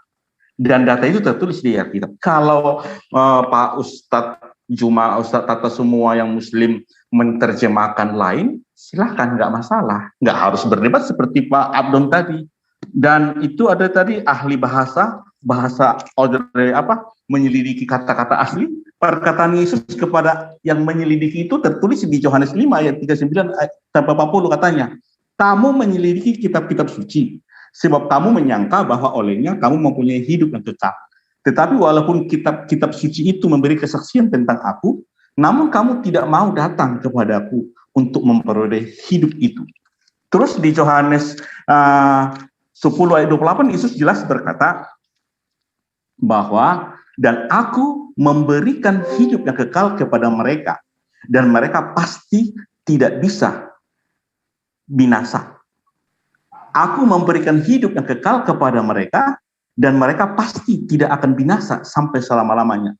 Dan seorang pun tidak akan merebut mereka dari tanganku. Ini perkataan Yesus. Ada datanya. Jadi itu aku bilang topiknya udah jelas. Allah yang Esa, datanya udah jelas.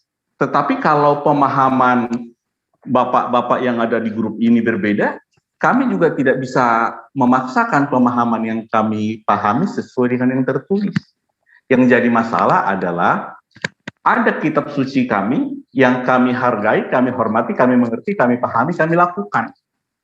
Sementara bapak-bapak yang terhormat ini berusaha mempengaruhi agar kami ragu dan bimbang kepada kitab kami yang kami alami sendiri. Itu. Demikian Pak Indi.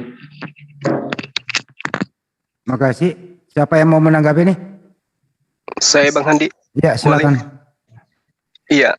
Jadi bukannya kita ingin supaya Bapak itu ragu terhadap kitab Bapak, bukan. Ya. Tapi yang pasti tema kita adalah berbicara mengenai siapa Tuhan yang Esa.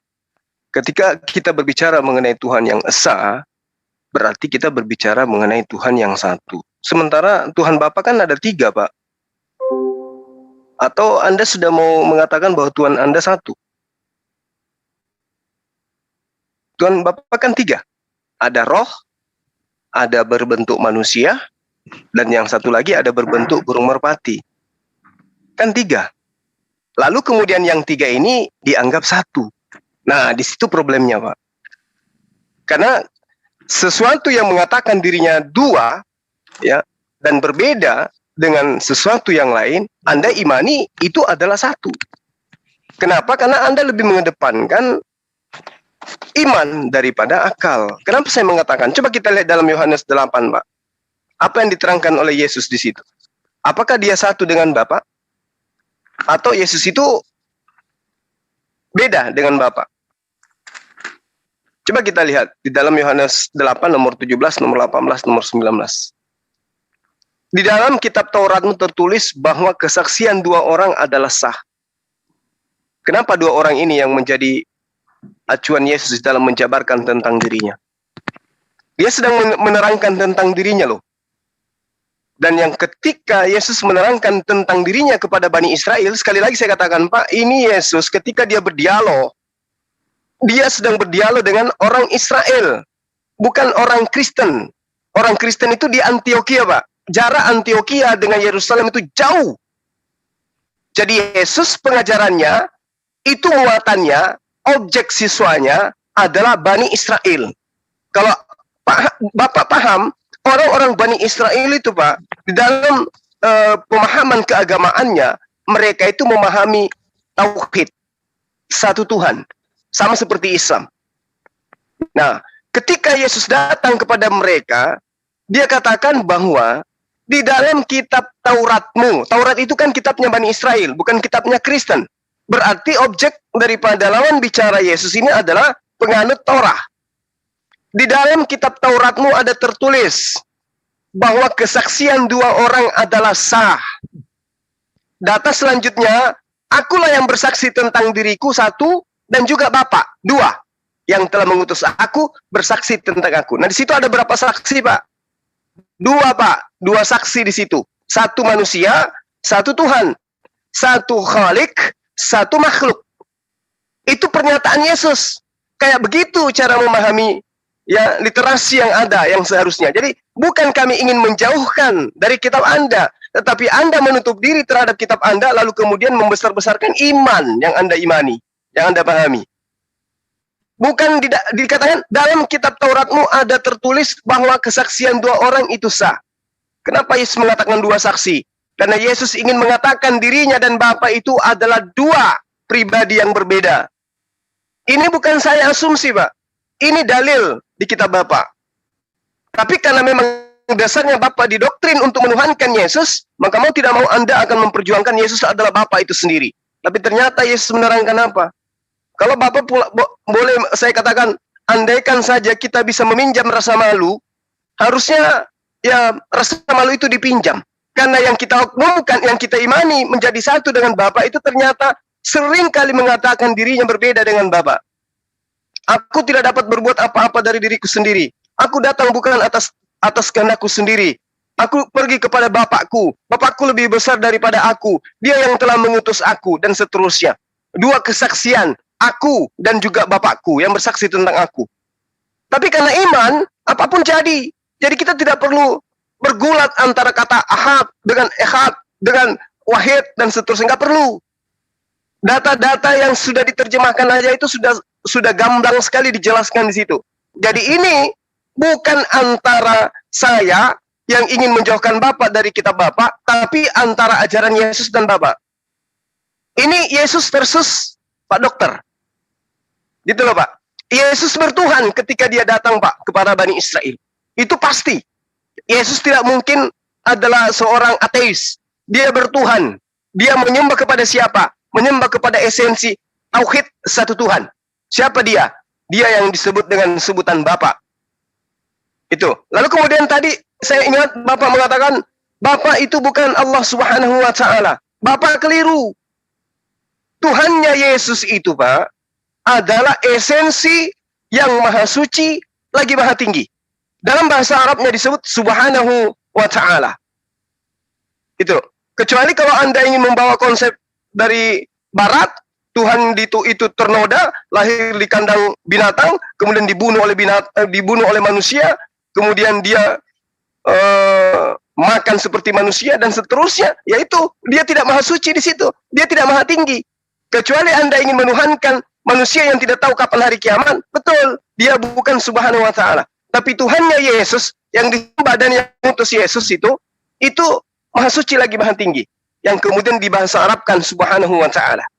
Jadi sekali lagi, kalau Anda mengatakan Yesus itu adalah Bapa itu sendiri, tolong dibaca Yohanes 8 dengan baik, dengan menggunakan logika akal. Demikian sementara. Biar saya jawab ya. Ya, silakan. Okey. Sampai sini ke Sued, silakan. Apa maksudnya Esa yang orang Islam tak faham berdasarkan Alkitab? Misalnya 1 Korintus 8 ayat 6 ya. Namun bagi kita hanya ada satu Tuhan, iaitu Bapa, yang daripadanya berasal segala sesuatu dan yang untuk dia kita hidup. Dan satu Tuhan saja, iaitu Yesus Kristus. Olehnya segala sesuatu telah dijadikan dan yang kerana dia kita hidup. Oleh itu, apa orang Muslim tak faham ya mengenai kenapa ada Bapa dan Anak, itu bermaksud Tuhan dan firman Tuhan. Memang Yesus adalah utusan. Dia adalah utusan sebagai firman Tuhan. Bapa mengutuskan anaknya yang tunggal, satu intipati kepadanya, bermaksud Tuhan mengutuskan firman Tuhan. Seperti Yohanes 3 ayat 16. Kerana besarnya kasih Tuhan kepada dunia, oleh itu dia mengaruniakan anak tunggalnya kepada dunia. Oleh itu manusia dapat percaya kepada dia tidak binasa dan beroleh hidup yang kekal. Ya, Tuhan mengaruniakan anaknya. Tuhan mengaruniakan, mengutuskan firman Tuhan. Bapa mengaruniakan anaknya kepada dunia. Oleh itu dalam 1 Korintus 8:6 kamu kena faham, ya. Nombor 1, segala sesuatu datang dari Dia. Apa maksud segala sesuatu? Ya, datang dari siapa? Datang dari Bapa dan Anak. Bapa dan Anak adalah keagungan Tuhan. Kenapa dia adalah keagungan Tuhan? Itu adalah esensi hakiki Tuhan yang tidak dapat berubah. Ya, kerana dalam ayat berikut di bahagian depan dia kata segala sesuatu, segala ciptaan berasal dari Dia Ayah. Dan bahagian lanjutnya dia kata segala ciptaan melalui agensi anaknya. Anak adalah Yesus yang telah ada di sana bersama Ayah, membawa segala ciptaan ke kewujudan. Ya, Tuhan tidak berubah menjadi ayah, menjadi bapa. Dia sentiasa adalah bapa dari awal. Kenapa bapa? Bapa mesti ada anak baru boleh menjadi bapa. Itu adalah hakiki esensi yang tidak boleh. Itu adalah essential property, ya, yang tidak boleh berubah. Kalau Tuhan dia berubah menjadi bapa pada satu masa, ini menjadikan bercanggah kepada ayat suci, tak boleh. Oleh itu orang Islam dia tak faham. Kemudian saya nak beri satu penerangannya bagaimananya Esa. Misalnya kami kata dalam Mazmur kan, Daud dia kata Tuan berfirman kepada tuanku, ya. Daud berkata Tuan berfirman kepada tuanku, duduklah di sebelah kananku sampai aku menjadikan musuh-musuhmu tumpuan kakimu. Dalam Mazmur 110 ayat 1. Seperti Markus 12 ayat 36. Excuse. Kerana Daud sendiri berkata oleh Roh Kudus. Roh Kudus menyatakan kepada Daud, Tuan berkata kepada tuanku, duduklah di sebelah kananku sampai aku menjadi musuh-musuhmu tumpuan kakimu. Dalam Matius 22 ayat 44, Yesus memetik ayat ini dalam perbincangan dengan orang Farisi untuk membuktikan bahawa dia, Yesus sendiri, lebih daripada anak Daud, tetapi dia adalah tuan kepada Daud. Daud adalah raja. Di atas dia tak ada lagi tuan melainkan Tuhan. Ungkapan kepada tuan, katakan kepada tuanku mengandungi dua perkataan Ibrani yang berbeza untuk tuan dalam asalnya. Perkataan pertama ialah Yud-Heh-Vah-Heh. Nama perjanjian Ibrani untuk Tuhan. Yang kedua ialah Adoni yang bermaksud tuan.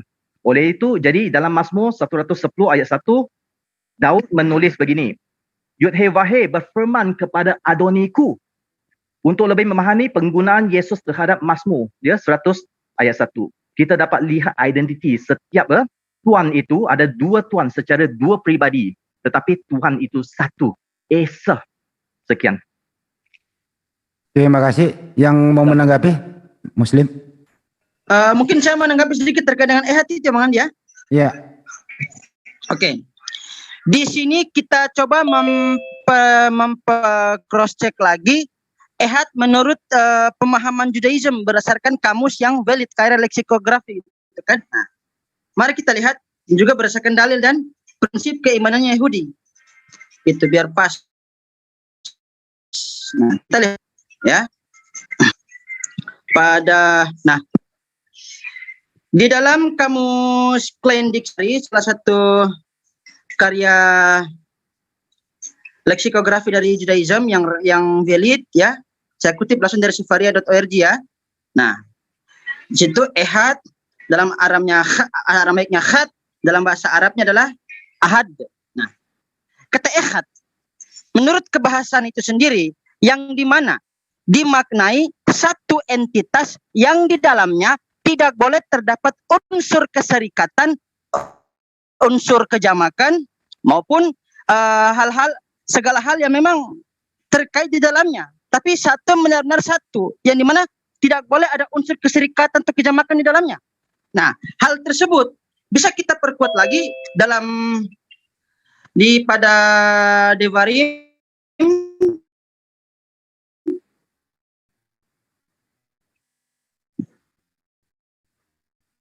Nah, Devarim 4:35 di situ dikatakan hal-hal itu diperlihatkan kepadamu supaya engkau tahu bahwa Allah Yud-Heh-Vah-Heh Alif Lam Lam Ha adalah Tuhan, tidak ada yang selain Dia. Nah, semakin memperjelas secara dalil menyatakan bahwa yang namanya ehad dimaknai satu, tetapi di dalamnya tidak boleh ada unsur keserikatan maupun kejamakan yang boleh tercampur di dalamnya, nggak bisa.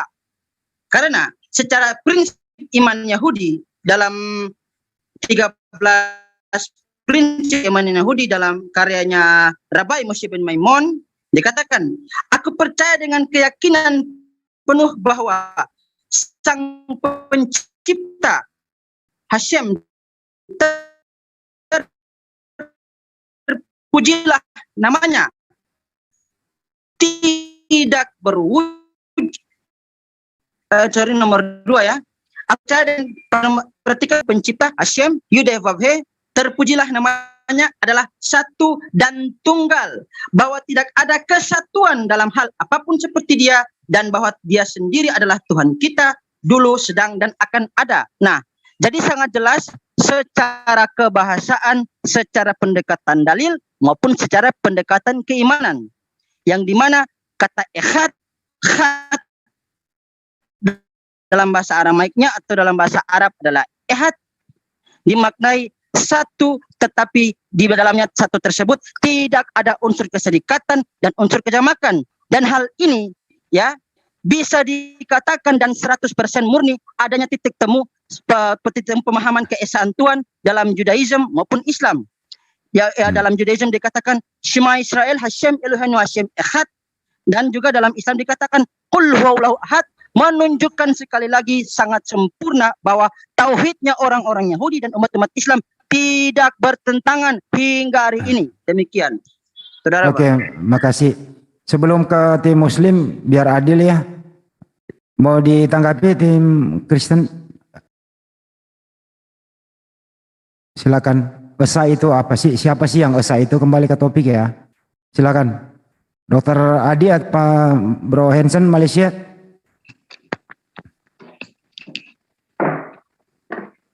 Halo, silakan Dokter Adi.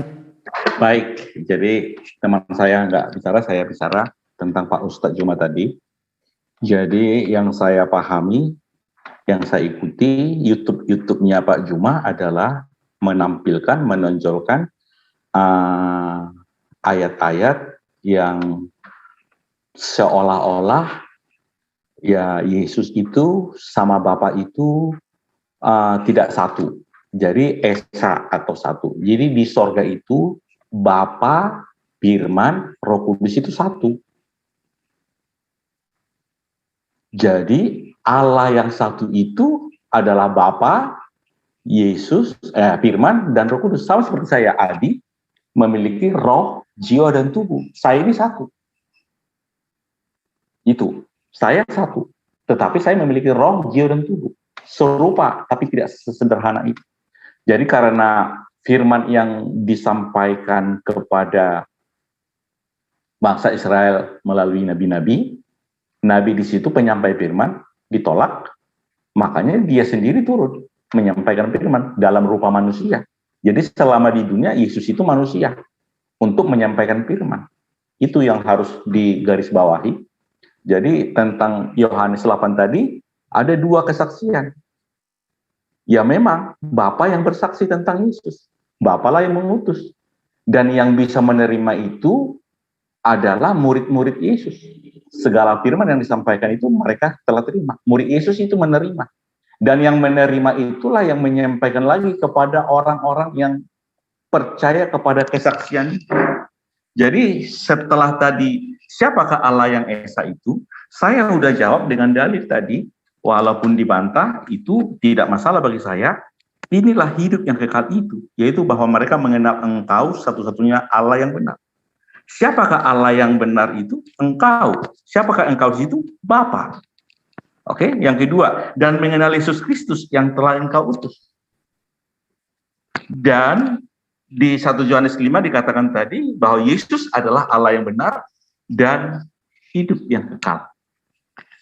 Di Yohanes 10 ayat 28 bahwa Yesus yang memberikan hidup yang kekal, hidup kekal. Bahkan di Yohanes 17 ayat 2, sama seperti Engkau telah memberikan kepadanya kuasa atas segala yang hidup, demikian pula Ia akan memberikan hidup yang kekal kepada semua orang yang telah Engkau berikan. Jadi yang memberi hidup kekal itu Yesus.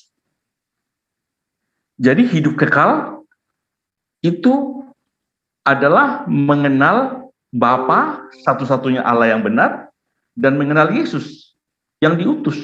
Yesus diutus untuk memberikan hidup yang kekal. Yohanes 6 ayat 38. Saya bacakan. Yohanes 6 ayat 38. Sebab aku telah turun dari sorga bukan untuk melakukan kehendakku, tetapi untuk melakukan kehendak Dia yang telah mengutus aku. Dan inilah kehendak Dia yang telah mengutus aku, yaitu supaya dari semua yang telah diberikannya kepadaku, jangan ada yang hilang, tetapi supaya kubangkitkan pada akhir zaman. Sebab inilah kehendak Bapa-Ku, yaitu supaya setiap orang yang melihat Anak dan yang percaya kepadanya beroleh hidup kekal, dan supaya aku membangkitkannya pada akhir zaman. Dan Yohanes 10 ayat 28 tadi, Yesus telah jelas berkata, aku, bukan Bapa, aku memberikan hidup yang kekal kepada mereka, dan mereka pasti tidak akan binasa sampai selama-lamanya, dan seorang pun tidak akan merebut mereka dari tanganku. Yohanes 5 ayat 19 mengatakan, saya bacakan. Maka Yesus menjawab mereka, katanya, aku berkata kepadamu, sesungguhnya anak tidak dapat mengerjakan sesuatu dari dirinya sendiri, jikalau ia tidak melihat Bapa mengerjakannya. Sebab apa yang dikerjakan Bapa, itu juga yang dikerjakan anak. Ayat 21, sebab sama seperti Bapa membangkitkan orang-orang mati dan menghidupkannya, demikian juga anak menghidupkan barang siapa yang dikehendakinya. Terus ayat favoritnya Pak Juma, Yohanes 5 ayat 30. Aku, kata Yesus, aku tidak dapat berbuat apa-apa dari diriku sendiri. Sebagai manusia, Yesus tidak berbuat apa-apa dari diri sendiri. Ayat selanjutnya, aku menghakimi sesuai dengan apa yang aku dengar, dan penghakimanku adil. Sebab aku tidak menuruti kehendakku sendiri, melainkan kehendak Dia yang mengutus aku. Jadi satu paragraf itu tidak berbuat apa-apa dari diri sendiri, selanjutnya menjadi hakim. Di ayat 22 dikatakan juga, Bapa tidak menghakimi siapapun, melainkan telah menyerahkan penghakiman itu seluruhnya kepada anak. Ayat 27, dan Ia telah memberikan kuasa kepadanya untuk menghakimi, karena Dia adalah anak manusia. Sebutan untuk Yesus itu banyak, bisa anak manusia, bisa anak Allah, bisa anak domba Allah. Tetapi satu hal, sama seperti yang disampaikan tadi oleh Pak Abdon, cuma Pak Abdon menyampaikannya sebelum siap mau pesan itu nggak sampai. Kejadian 6 ayat 2, Keluaran 6 ayat 2,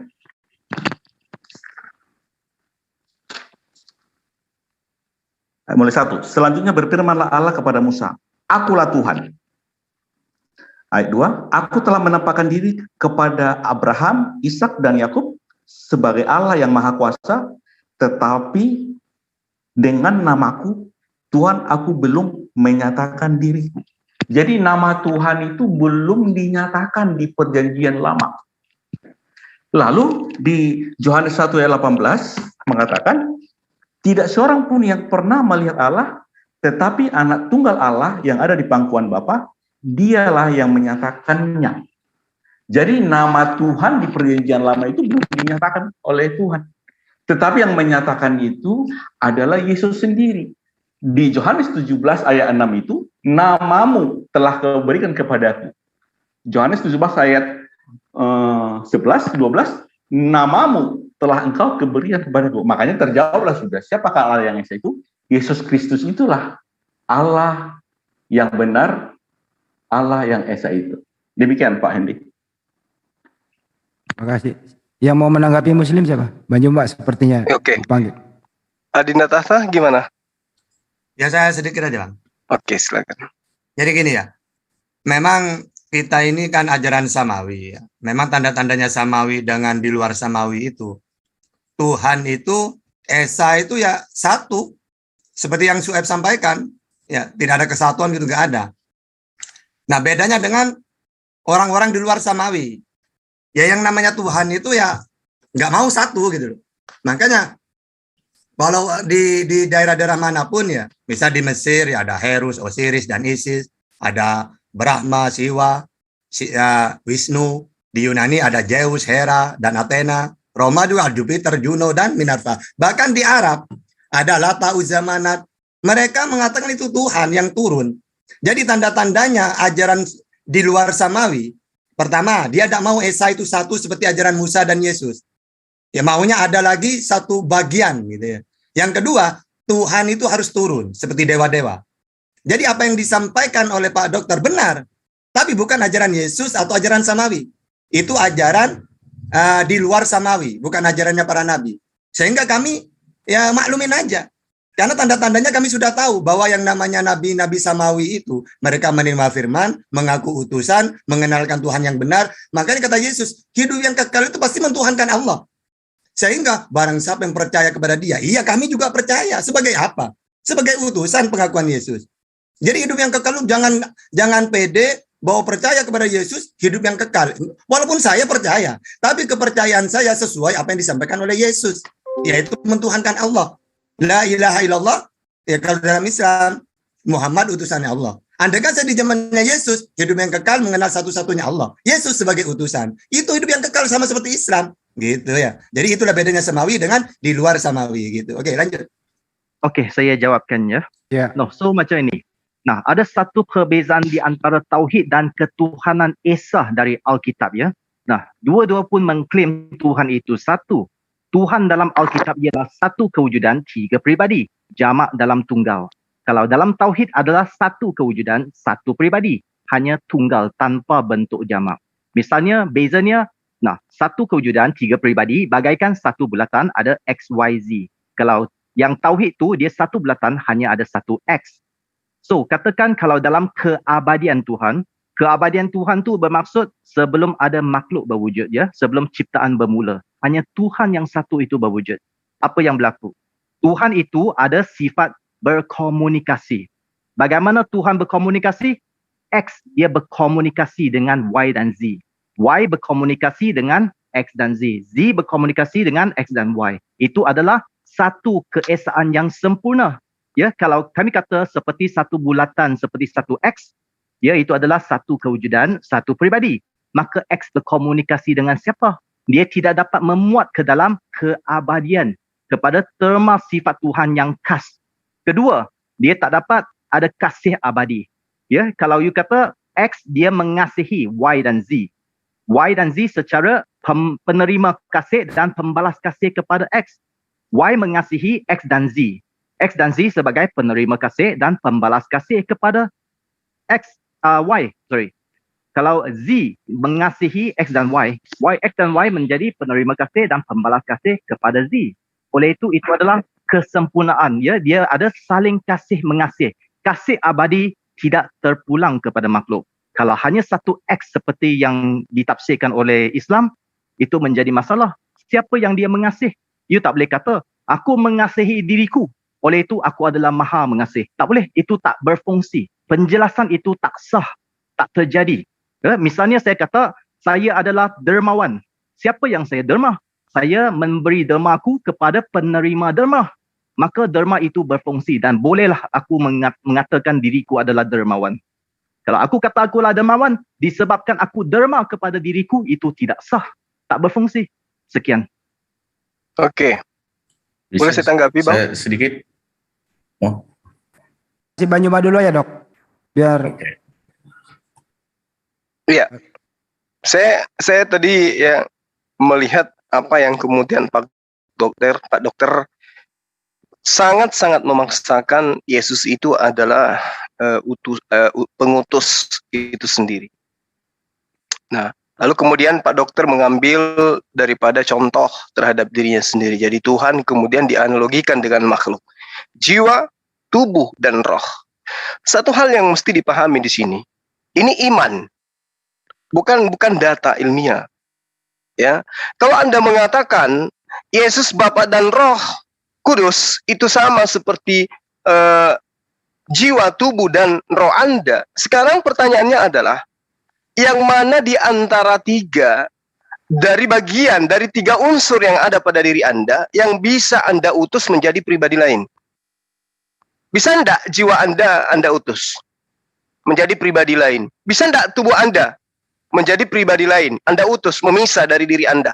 Bisa enggak roh Anda itu keluar dari diri Anda untuk diutus keluar menjadi pribadi lain? Sementara Anda, tubuh Anda tanpa roh, itu kemudian masih tetap hidup. Bisa enggak? Tentu nggak bisa. Anda mengatakan, oh itu kan makhluk. Oleh karena itulah, pencipta alam semesta nggak boleh dianalogikan dengan makhluk. Nggak nyambung. Berbeda dengan konsep yang kemudian dijajakan oleh Anda. Yesus, Bapak Roh. Yesus ini utusan. Ya, dia utusan. Laksana jiwa Anda utus. Punya jiwa Anda utus. Mana ceritanya? Atau roh Anda utus. Apa bisa? Nggak bisa. Jadi Yesus itu kemudian, Tuhan itu kemudian tidak boleh dianalogikan dengan tubuh Anda. Itu asumsi akal-akalan namanya. Ya, sama seperti tubuh kita. Ada jiwa, ada tubuh, ada roh. Nah sekarang coba utus rohmu keluar menjadi pribadi lain, menjadi ayam atau menjadi babi atau menjadi anjing, boleh nggak? Nggak bisa. Jadi badan Anda nggak boleh Anda jadikan analogi di depan umat Islam untuk menyamanyamakan dengan Tuhan. Ya, karena Tuhan itu bukan makhluk, sementara Tuhan Anda makhluk. Sederhananya begini. Ketika sahabat saya mengatakan Yesus itu adalah Bapa itu sendiri. Nah, sekarang pertanyaannya adalah, apakah wujud atau rupa atau wajah Yesus itu sama dengan Bapa yang ada di surga? Sama wujudnya, sama rupanya, sama wajahnya. Sama enggak? Kalau dia adalah satu, sama enggak? Tidak sama. Gugur di situ. Ya. Lalu kemudian ketika kita berbicara mengenai sifat, apakah sifat antara Yesus dan Bapa di surga itu sama? Satu. Tidak. Karena Yesus itu, ya, dia katakan bahwa berbeda dengan apa yang ada dirinya dengan apa yang ada di surga. Markus 10:18 kata Yesus, mengapa kau katakan aku baik? Tidak ada seorang pun yang baik, melainkan hanya Dia saja, yaitu Bapa yang ada di surga. Berarti sifat Yesus dan sifat Bapa berbeda. Tadi wujudnya berbeda. Sifatnya juga berbeda. Lalu kemudian, apakah kemampuan Yesus dan kemampuan Bapa juga sama? Atau satu? Jawabannya tidak. Karena Yesus sendiri dengan jujur mengatakan bahwa dia tidak mampu berbuat apa-apa dari dirinya sendiri tanpa campur tangan Sang Bapa yang ada di surga. Yohanes 5:3. Aku tidak dapat berbuat apa-apa dari diriku terhadap diriku sendiri. Aku tidak melakukan atas kehendakku, tetapi atas kehendak Bapa yang mengutus aku. Jadi sifatnya Yesus, wujudnya Yesus, sifatnya, kemampuannya itu tidak satu dengan Bapa. Jadi yang memaksakan kemudian pribadi ini yang berbeda ini antara Khalik dan makhluk ini satu hanya iman. Hanya iman yang kemudian Anda jadikan acuan untuk menjadikan yang tiga menjadi satu. Sehingga lucu, 1 tambah 1, ya tambah 1 sama dengan 1. Itu lucu itu. Jadi mau seperti apapun Anda lincahnya mengurai kata per kata, nggak akan pernah sampai kepada esensi ajaran Yesus. Yesus mengajarkan apa, Anda mengimani apa. Lalu kemudian Anda mengais-ngais, saya katakan ngais, karena kitabnya agama lain, di mana yang empunya kitab sendiri tidak pernah mengatakan Tuhannya ada 3 pribadi. Anda mengambil kitabnya orang tanpa malu-malu. Anda mengambil Keluar 6:3, terjemahannya. Di situ dikatakan bahwa aku telah menyatakan diri kepada Abraham, tetapi aku tidak menyatakan namaku. Aku tidak memperkenalkan namaku. Data ini keliru. Kenapa dia katakan aku tidak menyatakan diri? Aku menyatakan diri kepada Abraham. Aku menyatakan diri kepada Abraham. Tapi tentang namaku, aku tidak mengatakan kepada Abraham. Keliru data ini. Kenapa keliru? Coba Anda cermati di dalam Kejadian 21:33. Kalau Anda ingin mengambil kitab agamanya orang. Tengok di situ. Apa yang Tuhan terangkan di dalam Kejadian 21:33 itu? Apakah Tuhan telah memperkenalkan namanya atau tidak? Sudah, Pak. Tuhan sudah memperkenalkan namanya di situ. Jelas sekali di situ Tuhan mengatakan kepada Abraham. Lalu Abraham menanam sebatang pohon tamariska di Beersheba dan memanggil di sana nama Tuhan. Tuh. Siapa nama Tuhan yang dipanggil oleh Abraham di sana? Yod He Vav He. Terus apa yang diterangkan dalam Keluaran 6 nomor 3 di situ? Dia katakan, aku tidak menyatakan namaku kepada Abraham, kepada Ishak dan Yakub. Tapi katanya nama yang dimaksud di situ adalah Yod He Vav He. Tapi ketika dia bercerita tentang Abraham di dalam Kejadian 21 nomor 33, ternyata Abraham telah menyeru nama Yod He Vav He. Jadi jelilah sedikit Pak, ya, kritis sedikit memahami tentang original teks kitabnya agama lain yang Anda ambil, yang Anda kutip terjemahannya. Saya katakan kepada Anda, meskipun saya nggak ngerti, nggak paham benar tentang bahasa Ibrani, tapi saya ngerti. Di dalam Keluaran 6 nomor 3, Tuhan di sana tidak menyatakan namanya menurut Keluaran. Tetapi faktanya ketika Keluaran menceritakan tentang Abraham, aku menyatakan diri kepada Abraham, kepada Ishak dan Yakub, tapi tentang namaku, aku belum mengatakan kepada mereka. Tapi faktanya nama yang dimaksud di sini adalah original teksnya Yod He Vav He. Ternyata di Kejadian 21 nomor 33, Abraham menyeru dengan seruan Yod He Vav He. Berarti Keluaran itu keliru atau salah? Karena Abraham terbukti telah memanggil Tuhan, telah memanggil sembahannya dengan sebutan Yod He Vav He. Baca original teksnya Pak. Ya. Bashem, Hasem atau Adonai, El Olam. Jelas Abraham menyeru nama Tuhan dengan Yod He Vav He. Jadi jangan kemudian Anda ingin menjajakan nama Tuhan itu belum diperkenalkan kepada nabi-nabi. Tapi Tuhan memperkenalkan namanya nanti ketika di abad pertama, ketika Maria ngedan melahirkan manusia. Padahal Anda sebenarnya tahu yang memberi nama Yesus itu adalah Gabriel, malaikat yang kemudian memerintahkan kepada mereka untuk menyebut nama anak Maria itu dengan sebutan Yesus. Itu bukan nama Tuhan itu Pak. Itu bahasa Yunani. Tidak mungkin orang yang dijajah oleh bangsa Romawi begitu melahirkan anaknya, menamai nama anaknya dengan nama penjajah. Nggak mungkin. Nggak mungkin pribumi Indonesia dijajah oleh Belanda, ya. Bang, kemudian begitu anak. Bang, berapa saluran ini? Macam banyak topik dah sini.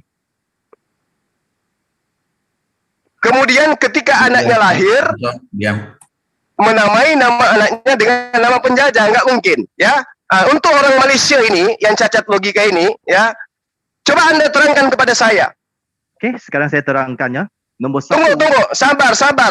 Saya belum bertanya kepada Anda. 10 minit loh. Oke. Yesus itu apakah wujudnya sama dengan Sang Bapa? Silakan.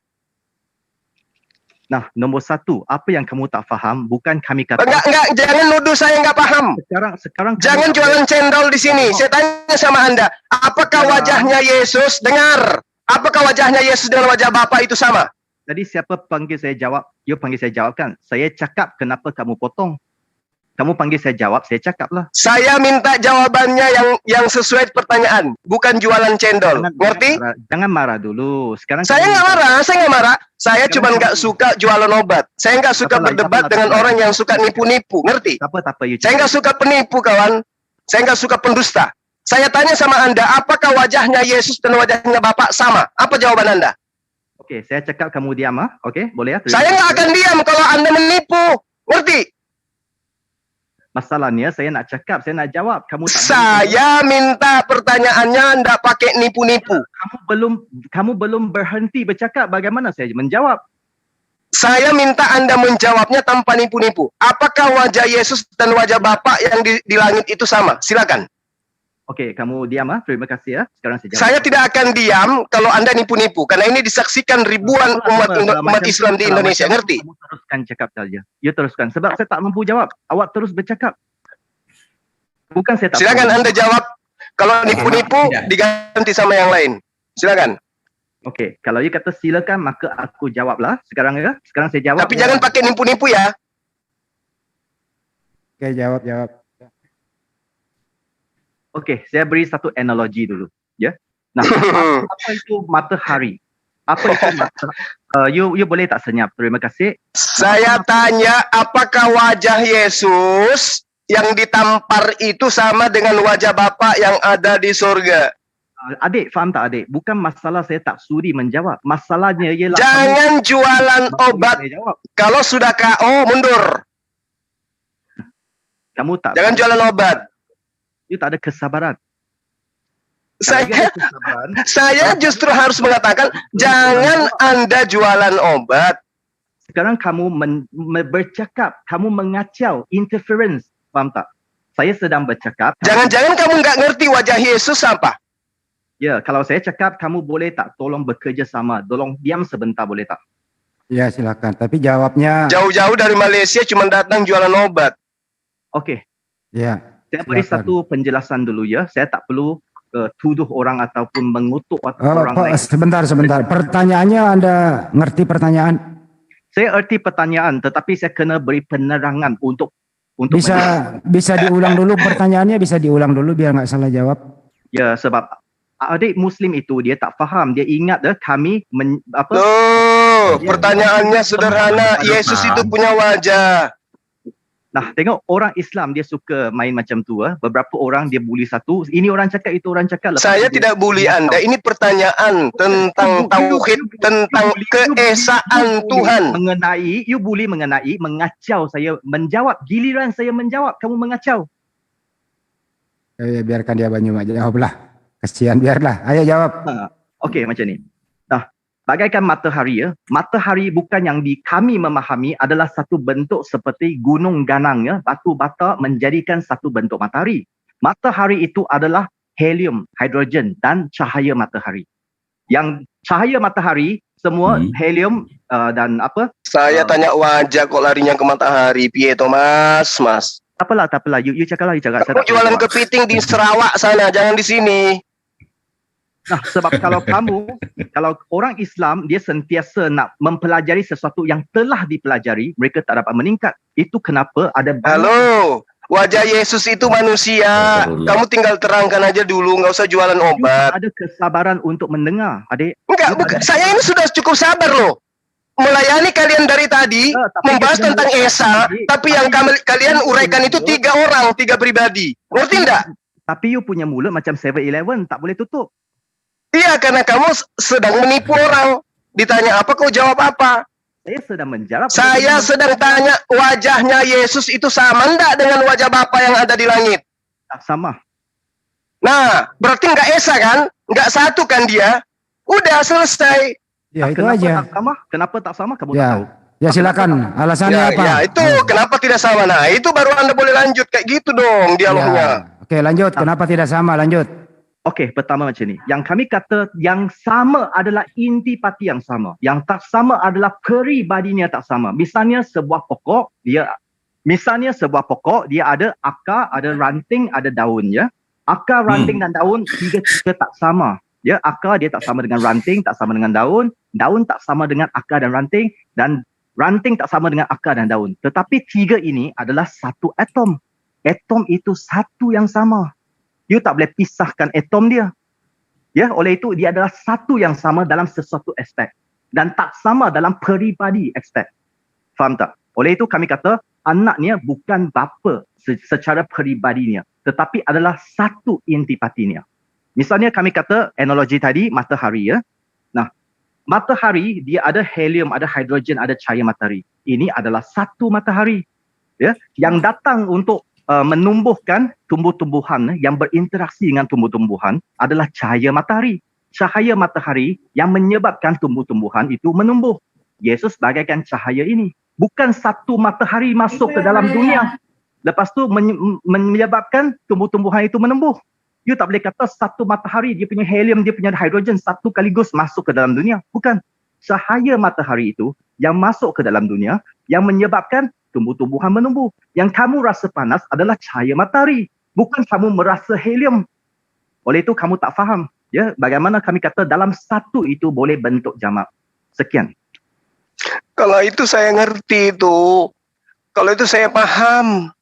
Itu pelajaran saya waktu kelas 4 SD.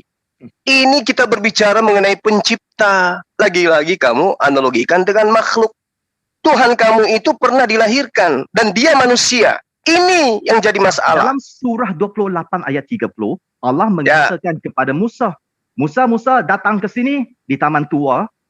Allah menyatakan kepada Musa sebagai satu pohon. Pohon itu berkata dengan Musa, sesungguhnya akulah Tuhan semesta alam. akulah Allah. Di hadapanku kamu menanggalkan kasutmu.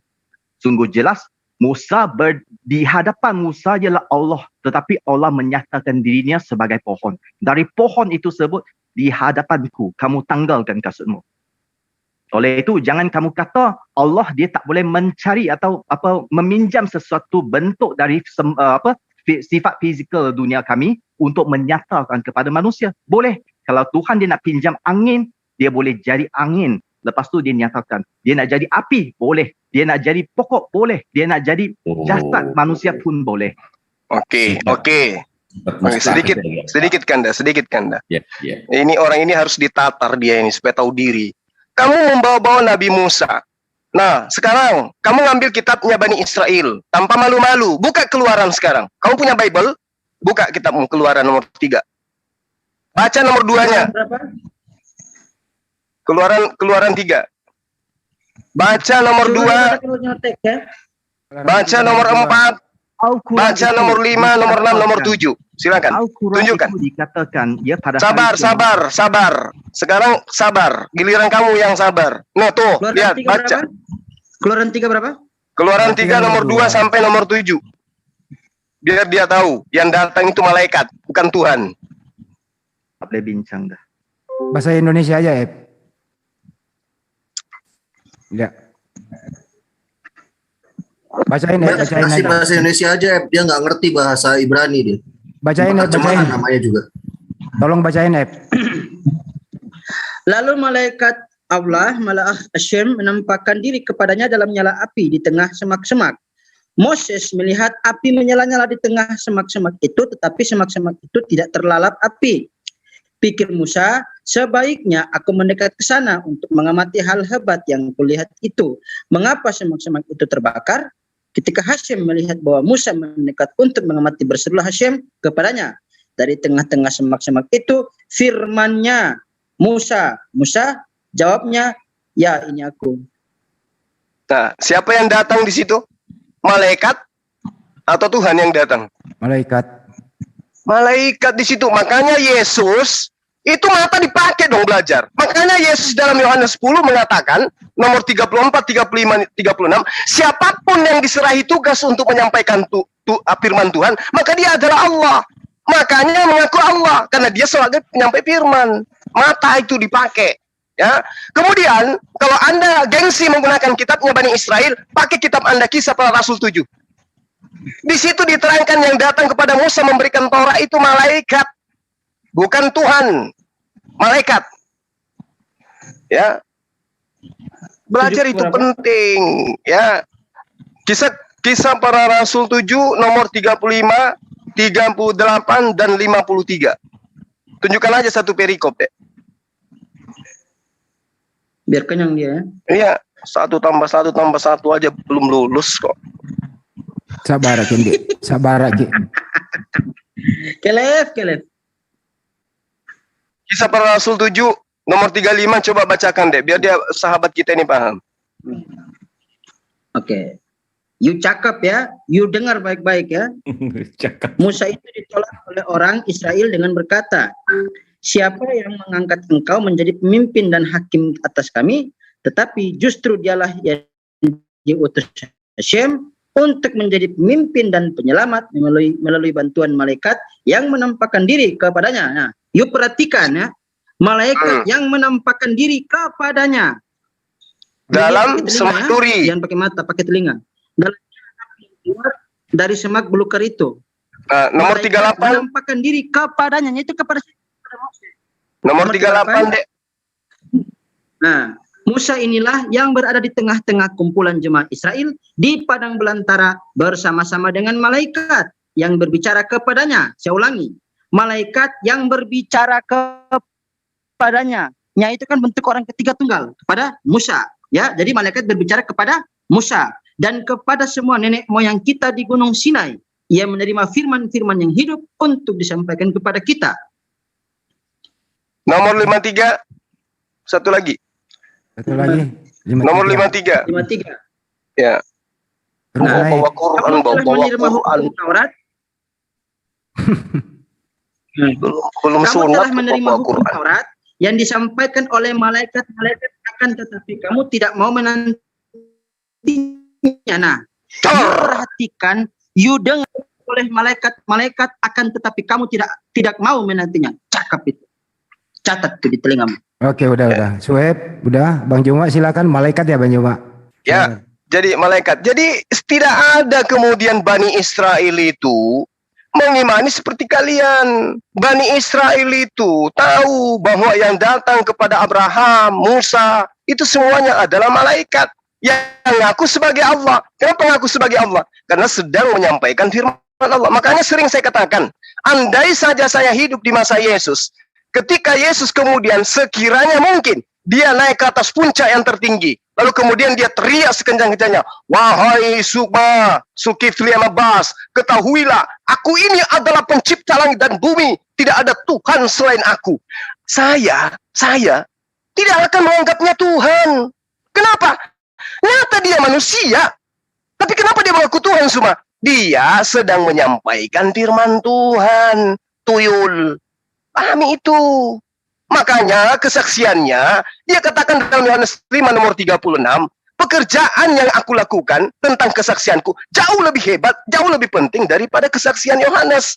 Bahwa semua pekerjaan yang aku lakukan, itu yang bersaksi tentang aku. Bahwa Bapa yang mengutus aku. Artinya, aku ini adalah utusan Tuhan. Itu bedanya kita, kawan. Ya, kami dengan murid-murid Yesus yang asli itu sama, mendudukkan Yesus sebagai penyampai firman. Lah Anda dapat pengajaran dari barat, mengatakan Yesus anak Maria itu adalah Tuhan. Nah, itu PR Anda lah itu ya. Bahas itu tadi di dalam Keluaran 3 dengan Kisah Para Rasul 7. Apakah Tuhan yang datang atau malaikat? Silakan.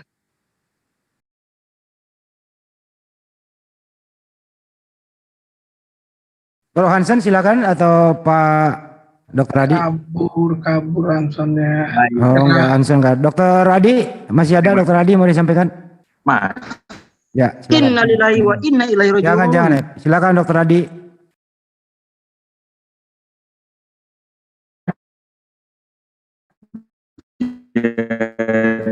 Waduh, Dokter Adi signalnya juga. Signalnya Pak, Dokter, cari tempat dulu.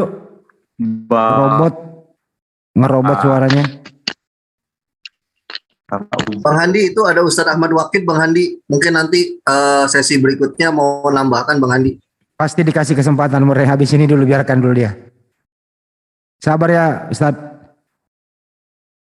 Biar adil dulu aja Dokter Adi, ini kok suaranya begini ya? Siap, saya sabar. Maaf Pak Ustadz.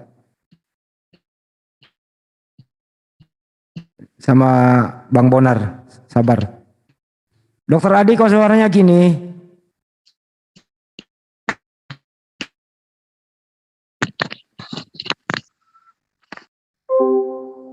Waduh.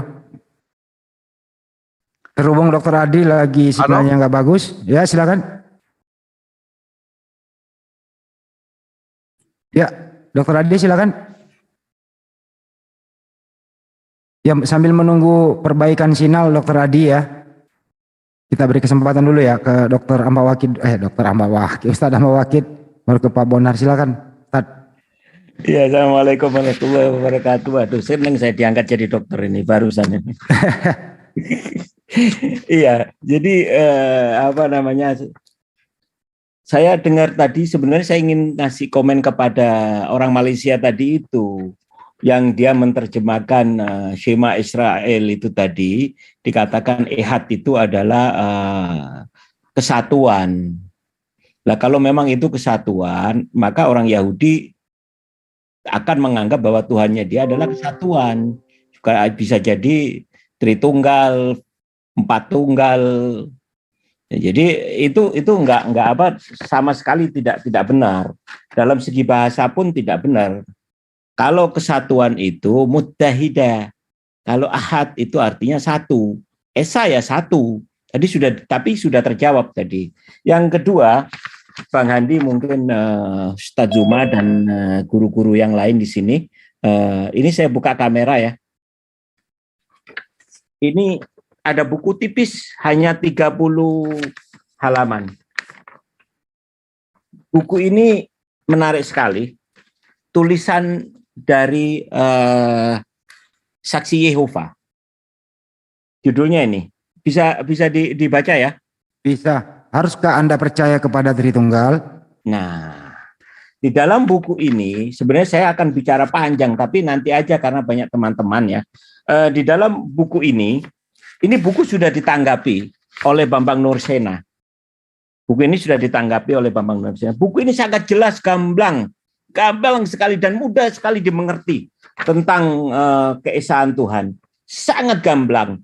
Tetapi sebagaimana biasa, Bambang Nursena dalam tanggapannya muter-muter. Tidak bisa terus terang, dia tidak bisa menanggapi buku ini. Ada buku tanggapannya.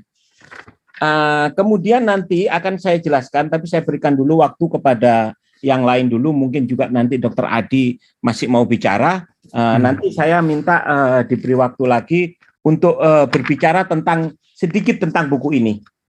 Buku ini sangat tipis, saya bisa produksi beberapa, nanti akan saya kirimkan ke teman-teman yang ada di sini. More Rizky, mungkin Saudara Sueb, Zuma, dan Bang Handi, siapapun yang mengharapkan. Silakan, ini Dr. Adi sudah datang, silakan dilanjut, nanti saya akan tambahkan. Silakan. Makasih. Oke. Udah jelas sinyalnya? Udah. Ya, udah bagus. Makasih Pak Ustadz. Silakan. Jadi Dr. Adi. kembali ke Pak Ustadz Juma. 1 Yohanes 5 ayat 7 itu yang saya analogikan bahwa Bapa, Firman, dan Roh Kudus ketiganya adalah satu. Yang saya analogikan manusia, saya memiliki roh, jiwa, dan tubuh satu. Bukan berarti saya Allah. Jadi Allah itu Bapa, Firman, Roh Kudus satu. Tetapi Allah itu bisa hadir di mana-mana. Di Wahyu bisa juga 7 roh Allah. Ini hanya bisa dipahami oleh orang yang telah dibukakan Yesus pikirannya. Lalu di Yohanes 17 tadi ayat 2 mengatakannya bahwa yang ayat 2 ya. Bentar. Sama seperti engkau telah memberikan kepadanya kuasa atas segala yang hidup, demikian pula ia akan memberi hidup yang kekal kepada semua yang telah engkau berikan kepadanya. Jadi kalau Bapa tidak memberi, di ayat lain mengatakan kalau tidak ditarik Bapa, tidak akan datang kepada aku. Jadi yang bisa mengerti firman ini sebenarnya adalah orang-orang yang telah terpilih, terpanggil, atau terbuka pikirannya. Jadi walaupun Pak Juma mengetahui ayat per ayat, menyelidiki tadi, memang tadi di Keluaran berbeda itu, bahwa dia belum menyatakan namanya. Ada di Yohanes 4 ayat 23, bahwa kamu mengenal atau kamu menyembah Allah yang tidak kamu kenal, tapi kami menyembah Allah yang kami kenal. Bisa aja yang dimaksud tadi berseru atau menyebut nama Tuhan, tetapi dia nggak kenal siapa Tuhan itu. Banyak orang, Tuhan, artinya, tapi nggak tahu Tuhan ini siapa. Allah artinya. Tapi Tuhan, Allah itu mana? Tidak semua bisa mengenal tentang itu. Jadi, tadi saya mau ngomong tadi tentang Bible ditulis atas ilham Allah, itu walaupun penulis ada 40, tetapi atas ilham ada tertulis di 2 Timotius 3 ayat 16, saya bacakan. Segala tulisan yang diilhamkan Allah memang bermanfaat untuk mengajar, untuk menyatakan kesalahan, untuk memperbaiki kelakuan, dan untuk mendidik orang dalam kebenaran. Jadi kalau mau baca Bible, bisa. Bible itu mengajar, menyatakan kesalahan, memperbaiki kelakuan, atau mendidik orang kebenaran. Tetapi jika ada orang membaca Bible, mencari-cari, ini salah, ini kontradiksi, ini enggak benar, ini enggak betul, terserah. Maka benarlah kata Yesus, kamu menyelidiki kitab-kitab suci, tetapi sekalipun kitab suci menulis tentang aku, tapi kamu nggak datang kepada aku untuk menerima hidup kekal. Jadi yang mau kita diskusikan, kami sudah memaparkan Esa itu Yesus satu-satunya Allah yang benar. Ada datanya. Soal setuju atau tidak setuju, itu bukan masalah bagi saya. Ditampilkan tentang saksi Yehova tadi. Ya, pemahaman saksi Yehova itu berbeda, tidak benar sesuai dengan yang kami pahami. Dan tolong di mute dulu tuh. Bentar. Bu Indri yang dulu pernah saya debat. Tolong dibantu di mute, cari dulu. Oke, lanjut. Nah, jadi Bu Indri yang dulu saksi Jehovah, bertiga kami sama Pak Juma dalam diskusi yang kondusif hari itu, kami diskusi bisa. Dan tadi malam Dokter Adi, Ibu Indri sekarang udah bersahadat. Ya udah saya tahu, kemarin saya tahu itu, ya, itu hak aja sih, bebas memilih agama, ya. Ya lanjut. Saya secara pribadi menghargai, menghormati. Dan demikianlah sebaliknya umat Muslim, kalaupun ada yang keluar dari Muslim harus dihargai dan dihormati, ya. Jadi Bu Indri yang adalah saksi Jehovah telah memahami kitab suci dengan versi ajaran saksi Jehovah yang Bapak tadi Akhwat ya yang tampilkan itu. Ya itulah pemahaman mereka. Jadi Dokter Adi jadi bisa disimpulkan yang esa itu adalah Yesus, bukan Bapak yang esa, bukan Bapak yang esa. Nah, jadi kalau saya terangkan seperti Pendeta Henry Tanjono itu yang berhak menyebut Bapa hanya Yesus.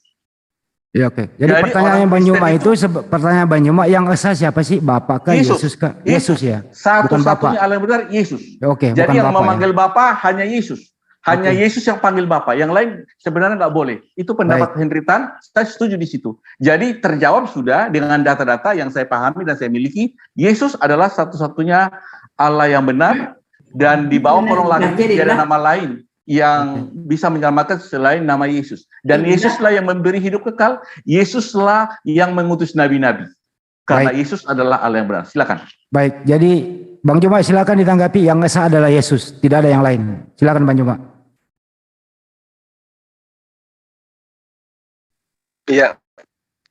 Jadi ya inilah yang saya katakan, kalau Anda mengatakan tidak ada yang lain, padahal dalilnya itu yang kita tahu secara logika Yesus tidak bisa menjadi Bapa, gitu loh.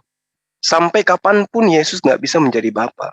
Bapa dalam arti kata Tuhannya Yesus, dia nggak pernah bisa menjadi Bapa.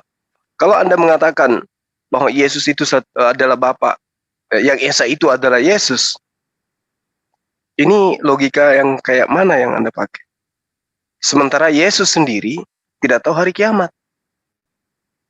Kalau Yesus itu esa, artinya dia satu, berarti Tuhan Anda tidak mengetahui hari kiamat. Kalau Anda mengatakan, oh tidak, dia tahu, Bapa tahu hari kiamat, loh, berarti pribadi lain yang tahu. Yesus secara pribadi sendiri dia tidak tahu kiamat. Yang tahu kiamat itu adalah Tuhannya Bani Israel. Nah, bagaimana kemudian kita bisa menyatukan antara satu yang adalah manusia, ciptaan yang tidak tahu hari kiamat, dengan pencipta yang tahu hari kiamat? Logika apa yang kemudian ingin kita gunakan untuk mengatakan bahwa Yesus itu esa? Sementara di dalam kitab Anda, Esa yang mengutus Yesus, Bapa. Esa juga Yesus yang menjadi perantara antara Bapa dengan manusia. Dua-duanya esa. Artinya dua-duanya masing-masing berdiri sendiri. Sama seperti saya esa, Bang Handi esa, Pak Dokter esa. Masing-masing kita adalah pribadi yang sama, pribadi yang berbeda. Meski kita sama-sama manusia, tetapi kita hakikatnya tidak sama. Coba. Lalu bagaimana kemudian Anda mengatakan Yesus itulah esa? Sementara Yesus sendiri memiliki sembahan. Yesus punya sembahan, yang sembahan tidak punya sembahan. Nah, Bapa itu apakah pernah menyembah? Tidak. Yesus pernah menyembah. Setiap saat dia menyembah kepada Bapa. Artinya, ketika Anda kemudian mengesakan Yesus, berarti Anda tidak mempercayai adanya Tuhan yang disembah oleh Yesus. Berarti murni Tuhan Pak Dokter ini adalah anak Maria. Yesus Kristus, anak Maria. Berarti Anda adalah Kristen sekte baru yang menyembah hanya kepada manusia. Kalau sekte yang lain menyembah kepada manusia, juga menyembah kepada yang mereka sebut dengan sebutan Bapa. Ada juga yang menyembah kepada roh yang pernah menjelma menjadi burung merpati. Nah, ini saya rasa ya itu adalah hak Anda untuk mengimani ya. Kita tidak ada paksaan untuk itu. Hanya saja kalau kemudian ada yang membawa-bawa ayat suci Al-Quran, kemudian dia definisikan dengan definisi yang tidak sesuai dengan kaidah, di situ baru kita bisa ngotot-ngototan untuk menerangkan bahwa tidak seperti itu adanya. Tapi kalau Pak Dokter mengatakan, bagi saya, Yesus itu adalah esa, silakan aja. Yang pada kesimpulannya adalah, Pak Dokter menyembah manusia. Karena kapan keluar dari esensi Yesus, bukan Yesus lagi dia. Bukan esa lagi dia. Kenapa? Kalau di luar daripada Yesus itu adalah Tuhannya Yesus. Di luar daripada Tuhannya Yesus adalah murid-muridnya Yesus. Semuanya berbeda. Antara Tuhannya Yesus, Yesus, murid-muridnya, dan juga malaikat atau Roh Kudus yang datang kepadanya. Nah, Anda mengesahkan Yesus, berarti Anda menuhankan manusia. Final di situ. Silakan. Baik. Jadi saya udah menerangkan sedemikian rupa tapi tidak bisa mengerti, tidak masalah bagi saya, tetapi saya percaya bahwa orang yang telah terpanggil dan terpilih, yang terbuka pikirannya bisa menerimanya. Saya ulang, Ibrani 1 ayat 1. Ayat 2. Maka pada zaman akhir ia telah berbicara kepada kita dengan perantaraan anaknya yang telah ia tetapkan sebagai yang berhak menerima segala yang ada. Oleh dia Allah telah menjadikan alam semesta. Oleh anaknya Allah telah menjadikan alam semesta. Siapakah anaknya? Kok anaknya itu telah menjadikan alam semesta? Itu poin pertama. Jadi zaman dahulu kala Allah berfirman menyampaikan pesan, menyampaikan firman kepada nabi-nabi. Ditolak sudah. Akhirnya Allah sendiri turun. Kenapa saya berani mengatakan Allah sendiri? Karena yang menjadikan alam semesta adalah Allah sendiri. Tetapi dalam rupa manusia. Makanya selagi di dunia Yesus telah menjadi manusia. Tujuan dia menyampaikan firman yang dulunya disampaikan oleh Musa. Musa menyampaikan firman ditolak. Akhirnya datang Yosua, ditolak. Akhirnya datang lagi Ezra, Nehemia, Yeremia, Yesaya, sampai Malakia, ditolak. Akhirnya dia sendiri turun. Bukti dia turun dari sorga melalui Maria. Dia telah menjadi manusia. Dilahirkan oleh Maria. Matius 1 ayat 18, ada datanya. Disunat, pada hari ke-8, ada datanya. Dokter Adi. Ya, jadi ini yang Esa. Berapa, Pak Pendi? Dokter Adi, kalau Tuhan Anda satu, artinya waktu dikandung Bunda Maria, di surga masih ada Tuhan nggak, dokter? Masih. Berarti ada dua Tuhan? Bukan dua, bukan itu pemahamannya. Ya, gimana itu? Lanjut. Jadi gitu. Jadi kita udah pernah ngomong itu. Di sorga itu ada Bapa, Firman, dan Roh Kudus. Yang menjadi manusia itu Firman. Bapa yang di sorga itu Allah. Firman yang di sorga itu Allah. Roh Kudus yang di sorga itu Allah. Ketiganya Allah yang satu. Walaupun satu, hadir di mana-mana bisa. Bukan berarti kalau satu, otomatis sorga kosong. Berarti bukan Allah namanya kalau kosong sorga. Abe, dokterku, yang hadir itu siapa? Gimana Bapak, Roh Kudus, atau Yesus? Yang mana? Yang hadir kemana-mana? Satu, Allah itu roh. Jadi Bapa itu roh, Firman itu roh, Roh Kudus itu roh. Jadi pola pikirnya walaupun tiga tapi satu. Yohanes 4 ayat 24, Allah itu roh. Roh itu tidak bisa dibatasi, hanya satu. Di mana-mana. Oke. Memang tidak bisa ketemu saudaraku.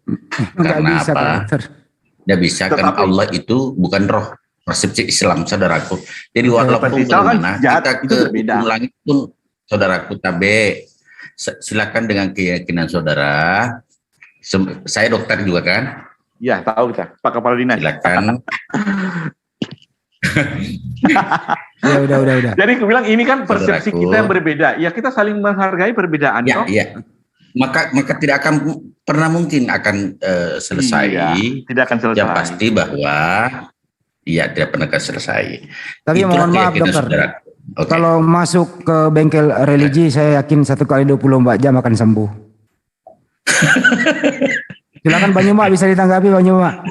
Baik, Ya. terima kasih. Jadi ketika saudara mengatakan Allah sendiri yang kemudian turun, tapi kemudian ketika Anda mengambil data dari Ibrani, di situ diterangkan Yesus itu perantara. Bagaimana kemudian Anda mengatakan Tuhan Allah sendiri yang turun menjadi manusia? Sementara manusia yang adalah Yesus itu adalah perantara antara Tuhan dengan manusia. Berarti Yesus berada di tengah-tengah. Cocok, dia adalah Logos. Logos itu begitu. Logos itu berada di bawah level Tuhan dan berada di atas level manusia. Itu Logos. Nah, kalau Yesus itu perantara, berarti dia bukan Bapa itu sendiri. Nah, lalu kemudian ketika Anda mengatakan Tuhan Anda itu maha hadir, lalu yang hadir itu adalah Yesus. Sekarang di Indonesia pernah enggak Yesus hadir? Di Makassar pernah enggak Yesus datang? Di Bengkulu, di Surabaya pernah enggak Yesus itu maha hadir? Karena yang Anda maksud maha hadir itu, kalau dia adalah roh, terus kenapa harus ada Yesus? Kalau maha hadir itu ternyata berbentuk gaib. Kenapa harus ada Yesus? Di Islam juga Allah itu maha hadir. Bahkan di Islam diterangkan Allah itu lebih dekat daripada urat leher manusia. Tapi bukan berarti dia dalam bentukan makhluk. Nah, sekarang Tuhan Anda dalam bentukan makhluk. Lalu kalau Anda mengatakan dia datang sebagai manusia karena dia maha hadir. Oke. Sekarang dia pernah tidak datang ke Indonesia? Kalau dikatakan makna maha hadir itu dia harus menjadi makhluk, seharusnya ketika COVID dia sudah datang membuktikan dirinya bisa ya dalam rupa manusia. Tapi yang nyata kemudian adalah kemahahadiran Allah Tuhan itu diwujudkan dengan adanya alam semesta ini, dengan adanya ciptaan. Bukti bahwa Allah itu hadir, Tuhan itu hadir, bukti karena adanya ciptaannya. Kalau Allah itu tidak dikatakan maha hadir, kemudian dia tidak akan pernah diketahui oleh makhluk. Artinya Tuhan tidak akan pernah menciptakan makhluk. Dia berdiri sendiri tanpa dikenal oleh siapapun. Tapi karena dia ingin menyatakan diri, dia ingin dikatakan maha hadir, maka Tuhan menciptakan alam semesta. Maka dia dikatakan maha hadir. Alam ini tidak akan pernah ada kalau tidak ada yang maha hadir itu menghadirkan. Bagaimana mungkin kemudian sesuatu itu ada, sementara yang menciptanya saja tidak ada. Karena alam ini ada, makanya nyata yang menciptakannya itu ada. Meskipun dia tidak wujud dalam bentuk makhluk. Karena memang dia bukan makhluk. Nah, kalau kemudian Anda mengatakan Tuhan Anda maha hadir, buktinya dia datang kepada manusia, mengambil rupa manusia, maka dia disebut manusia. Itu bukan maha hadir namanya. Itu dia sedang menjadikan dirinya menjadi ciptaan. Menjadikan dirinya menjadi makhluk. Tabrak-tabrakan dengan dalil-dalil yang lain. Tabrakan dengan pernyataan Yesus, tabrakan dengan pernyataan Yeremia, Yesaya, dan semuanya. Tidak ada satupun dalil. Paling kalau minta mana dalilnya di dalam perjanjian lama diterangkan Tuhan akan datang dalam rupa manusia. Ambil lagi di kitabnya orang di Yesaya 9.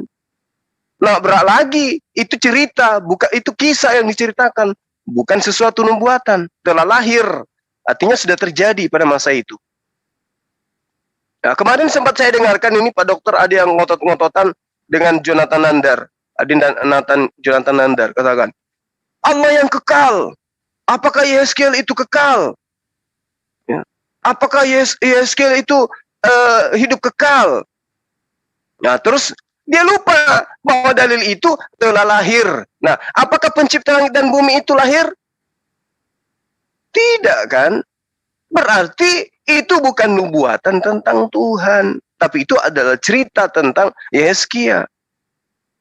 Nah, ini yang kemudian saya ingin katakan kepada Pak Dokter bahwa silakan dengan iman Anda, tetapi yang kami pahami kemudian adalah Anda sedang berlawanan dengan ajaran Yesus kepada Bani Israel. Kenapa?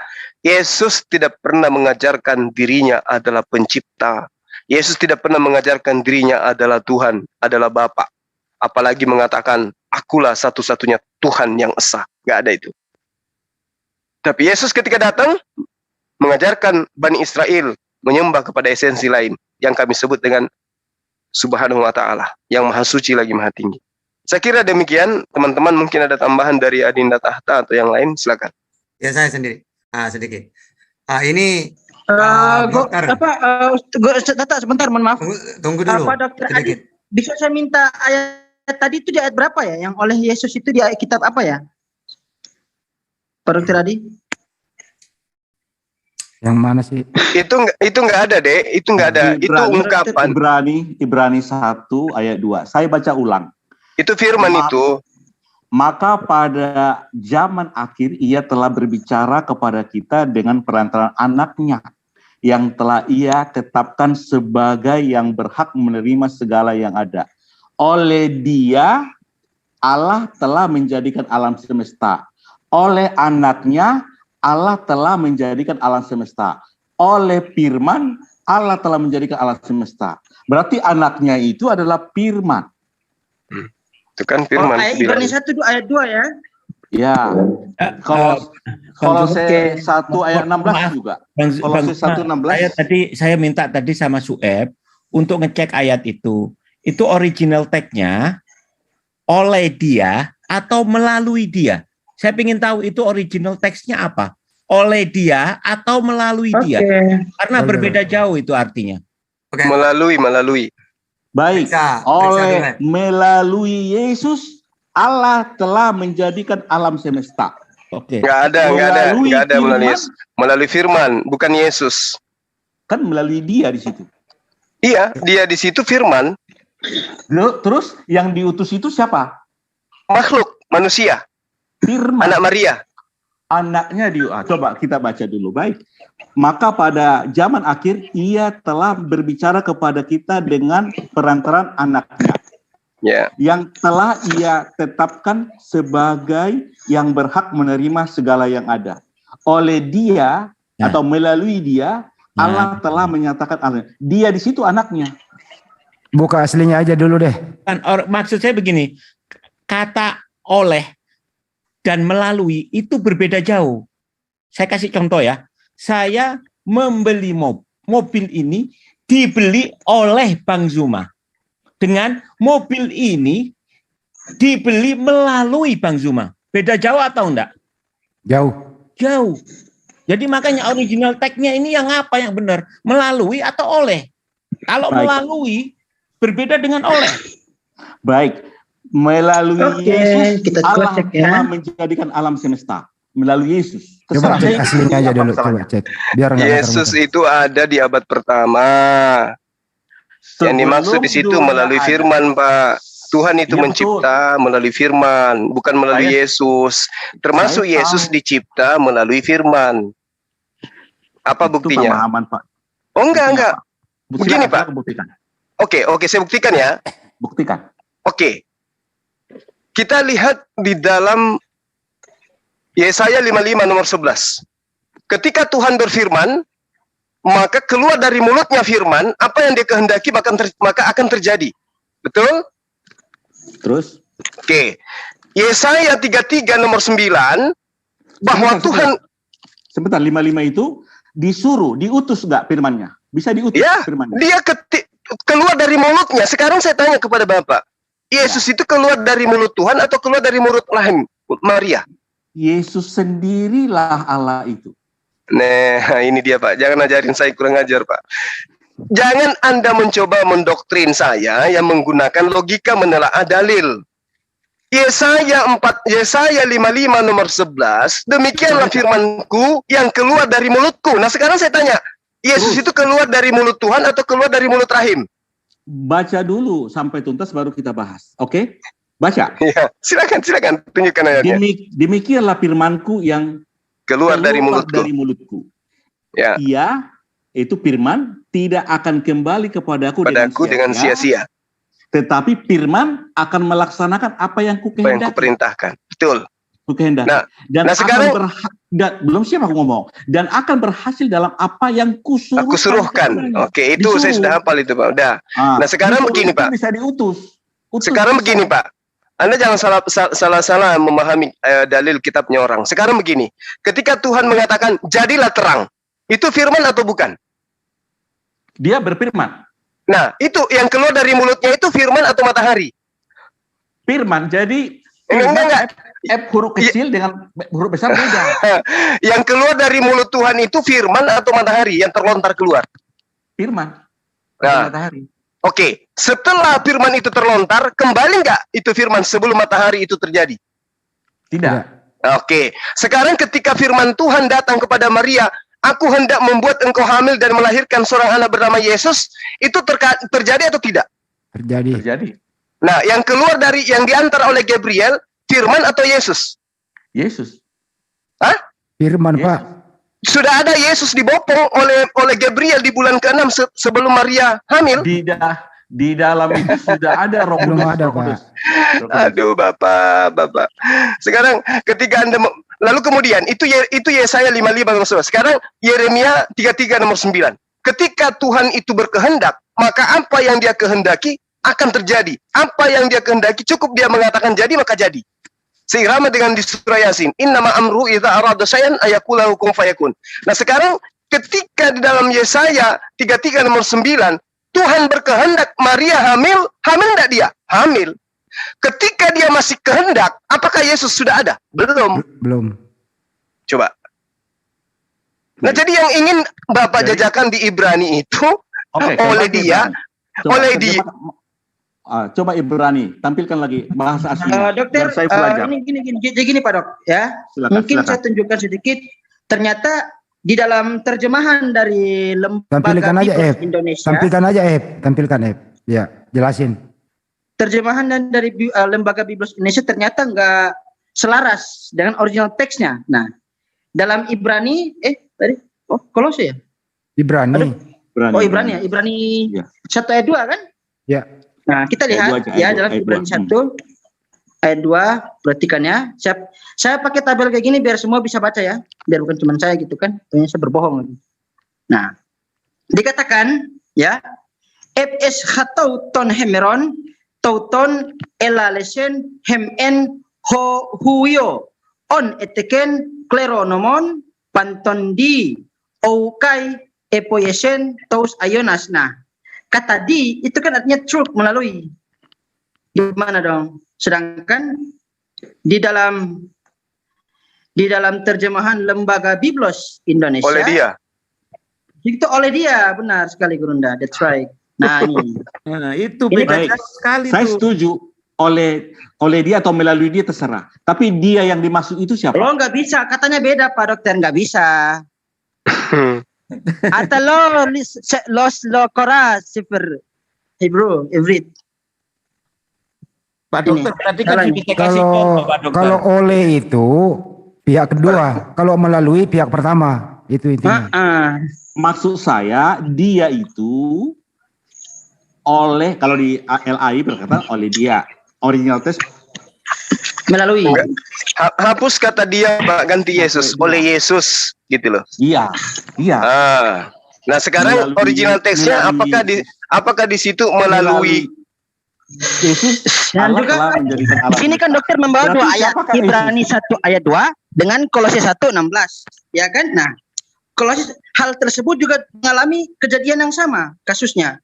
Pada dalam Kolose 1 ayat ke-16 dikatakan, "Otien auto ektiste tapanta entois auranois kai epites gesta horata kai ta aurata eite tronoi eite kiroi kirio tetes eite arkatai eite exosai panta di autokai eis auton ektistai." Nah, di sini juga sama katanya.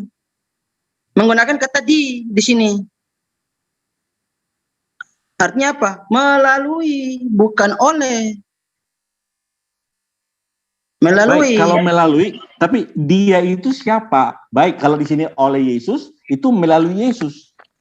Boleh sedikit tanggapi Pak Dokter, saya Pak Dokter. Terima kasih, Mare. Ya. Kulo meda piribrit, marhuban ya Assalamualaikum. Iya.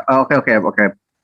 Jadi gini, setuju nggak Pak Dokter sama saya bahwa terjemahan itu menyempurnakan original teks?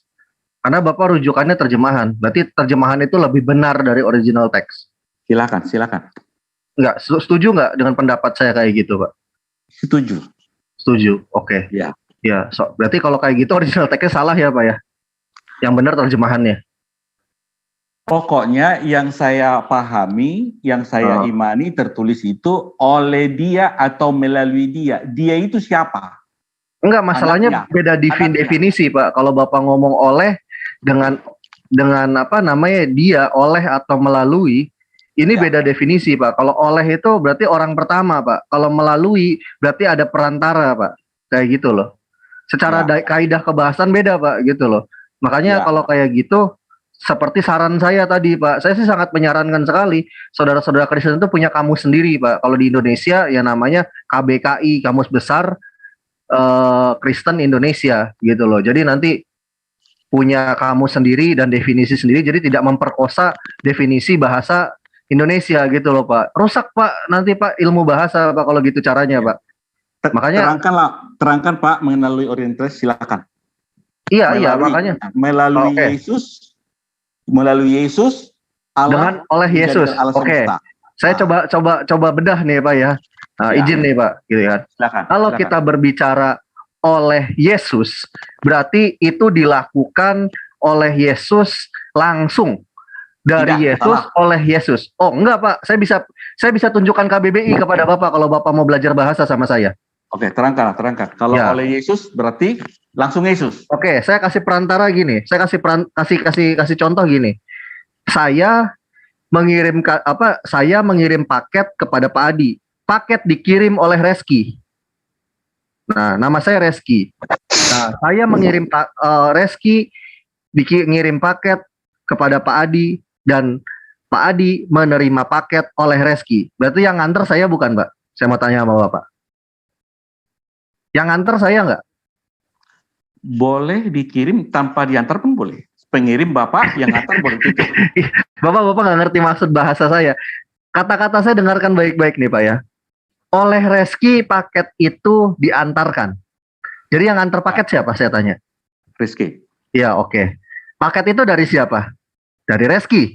Iya kan? Belum tentu karena Reski kan nggak bilang.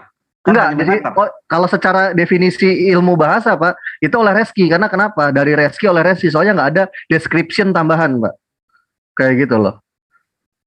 Jadi informasi itu harus jelas, Pak. Seperti tadi saya katakan, paket itu dari Reski dikirim oleh Reski kepada Dokter Adi. Siapa yang ngirim paket? Saya mau tanya, yang ngirim paket siapa? Reski. Paketnya dari siapa?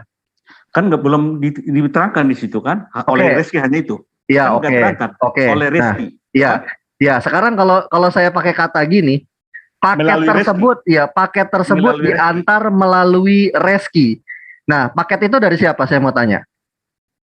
Nah, apakah dari Reski? Tadi oleh Reski melalui diantar. Ya, sekarang melalui Reski diantar. Ya kan? Hanya itu. Sekarang melalui dan oleh.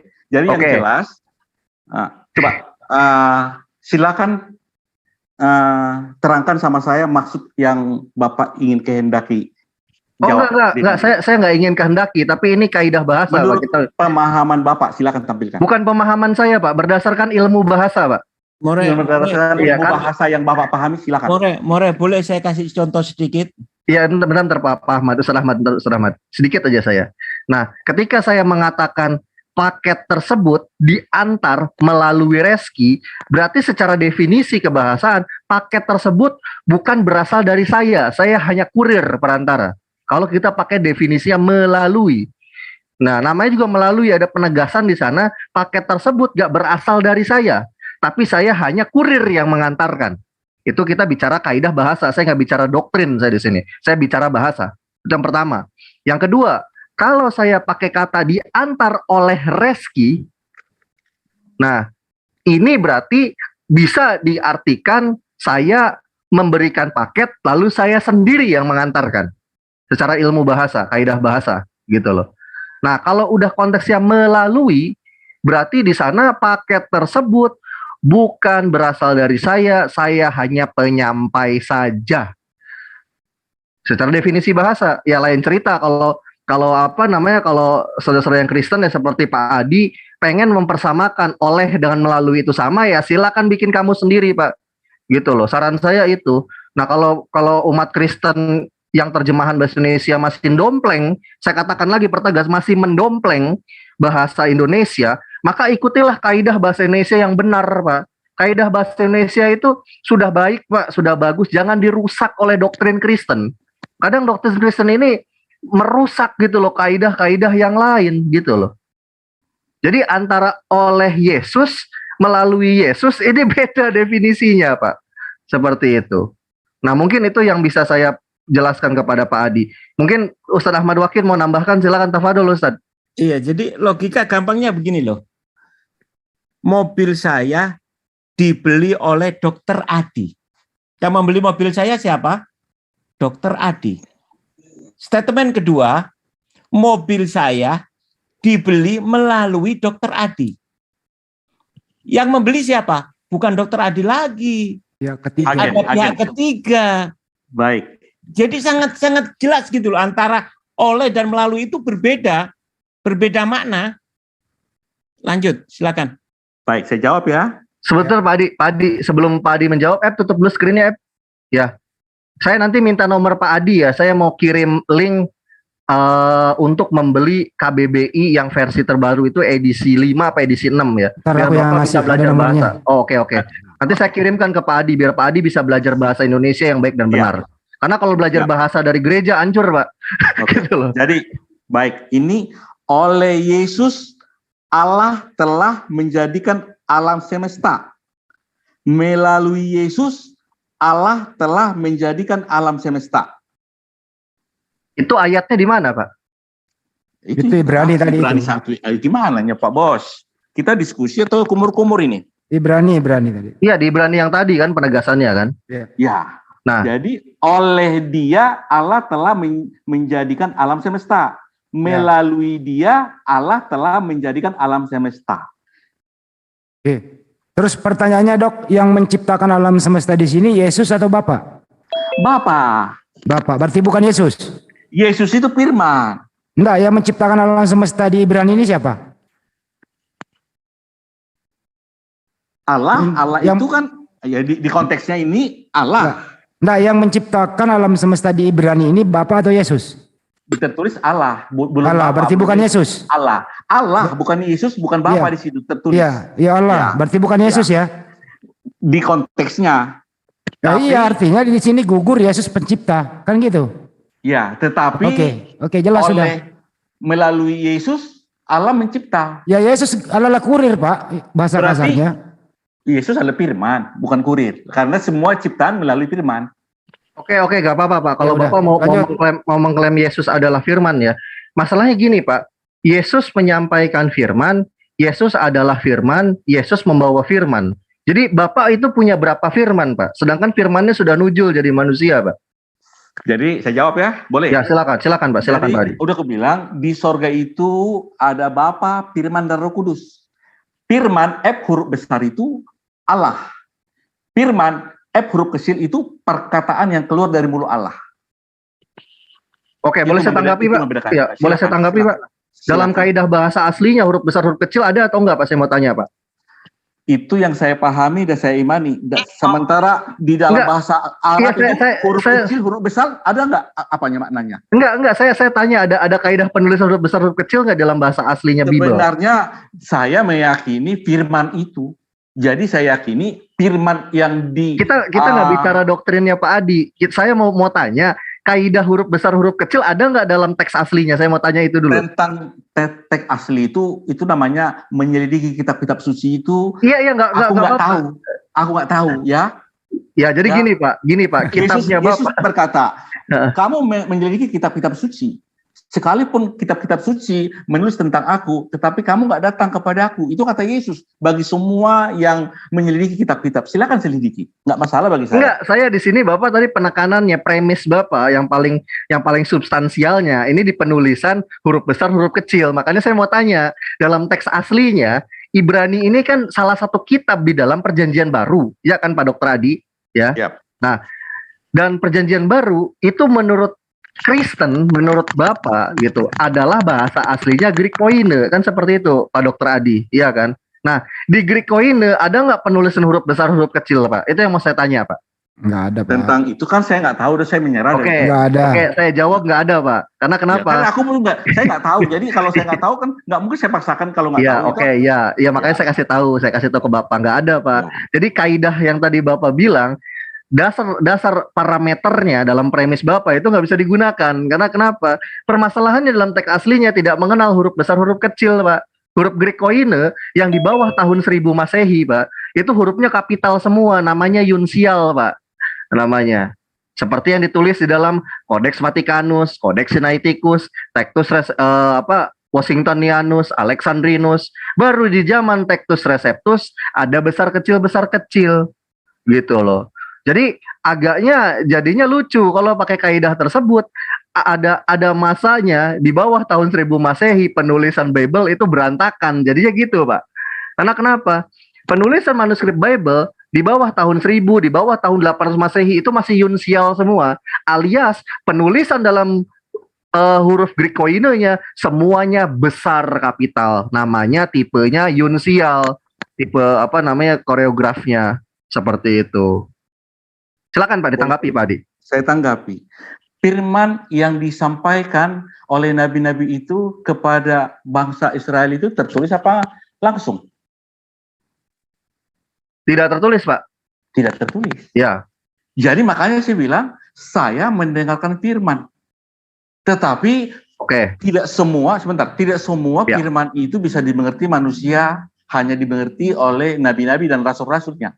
Ya, tetapi supaya bisa ditulislah menjadi kitab suci ini. Ya, jadi kitab suci ini hanya bisa dimengerti oleh orang yang terbuka pikirannya, yang dibukakan ini. Oke, siap.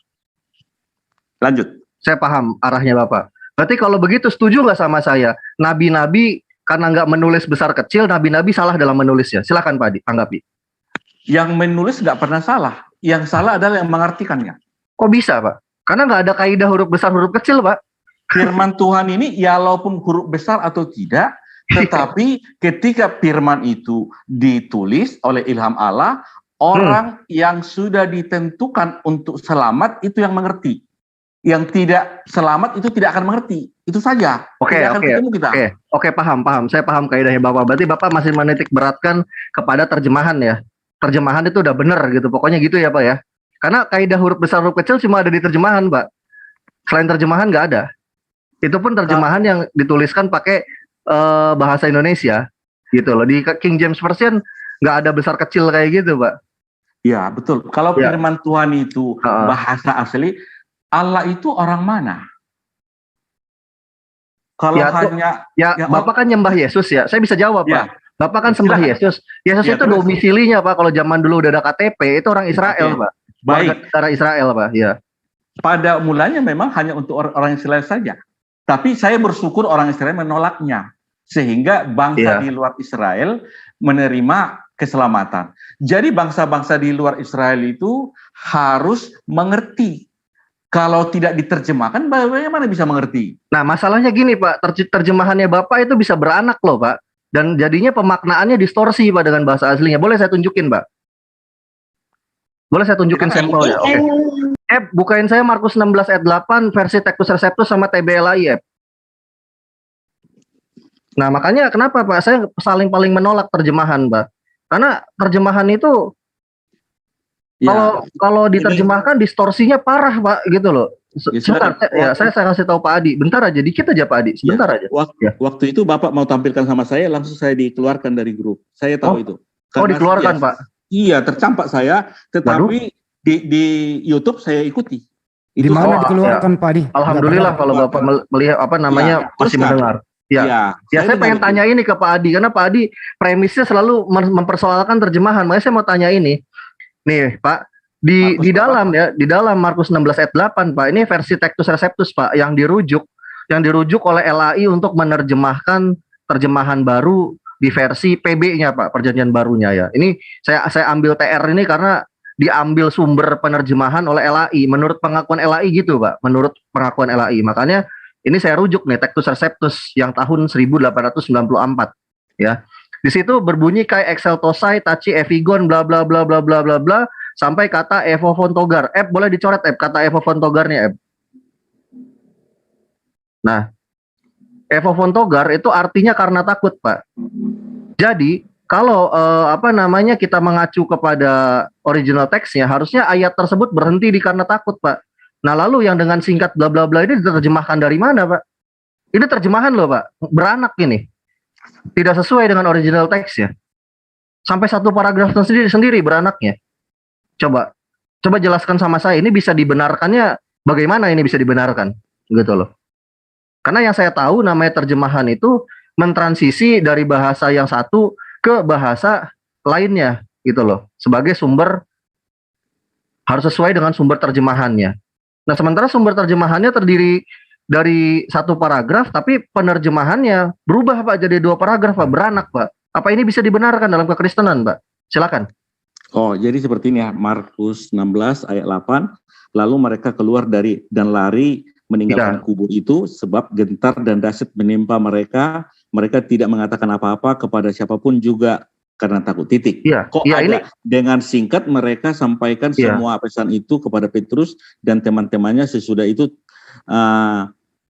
itu Yesus sendiri dengan perantaraan murid-muridnya memberitakan dari timur ke barat berita yang kudus dan tak terbinasakan tentang keselamatan yang kekal. Jadi ini tentang kebangkitan Yesus ya.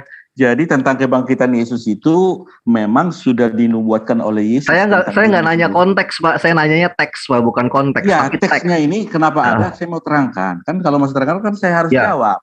Kalau Pak Juma ngomong A sampai Z kan saya nggak potong. Iya. Enggak, masalahnya gini, Pak. Iya, masalahnya gini, Pak Adi. Saya belum siap ngomong udah dipotong. Enggak, bukan. Masalahnya Pak Adi dari awal ancang-ancangnya saya tanya jalan dari Jakarta ke Bandung, Pak Adi udah mau jelaskan dari jalan ke Semarang, dari Jakarta ke Semarang, Pak. Jadi enggak itu yang saya tanyain, Pak. Gitu loh. Saya nanya sumber. Dia harus saya nanya Semarang dulu saya. Iya. Kan saya belum pernah ke Semarang. Saya ingin Semarang. Betul. Saya mau tanya gini ke Pak Adi. Saya mau jawab kok diatur saya sabar, Pak Adi, sabar. Pak Adi harus paham dulu apa yang saya tanya biar bisa menjawab dengan tepat. Yang saya tanya sumber terjemahannya dari mana? Sumber terjemahannya dari mana? Saya nggak berbicara konteks ya, tapi sumber terjemahan. Silakan Pak Adi. Baik, tentang sumber itu jelas saya tidak tahu. Tidak tahu nomornya. Oke, berarti belum tahu ya. Kenapa saya harus jawab? Ya Oke, siap. Makasih Pak Adi. Jangan ditutup. Balikin dulu. Ya, tampilkan lagi. Iya. Oke, berarti Pak Adi nggak tahu ya. Dan Pak Adi juga baru jelaskan dulu. Ya, berarti Pak Adi juga ini baru tahu ya ada tambahan satu paragraf nih di Markus 16 ayat 8 terjemahan ya.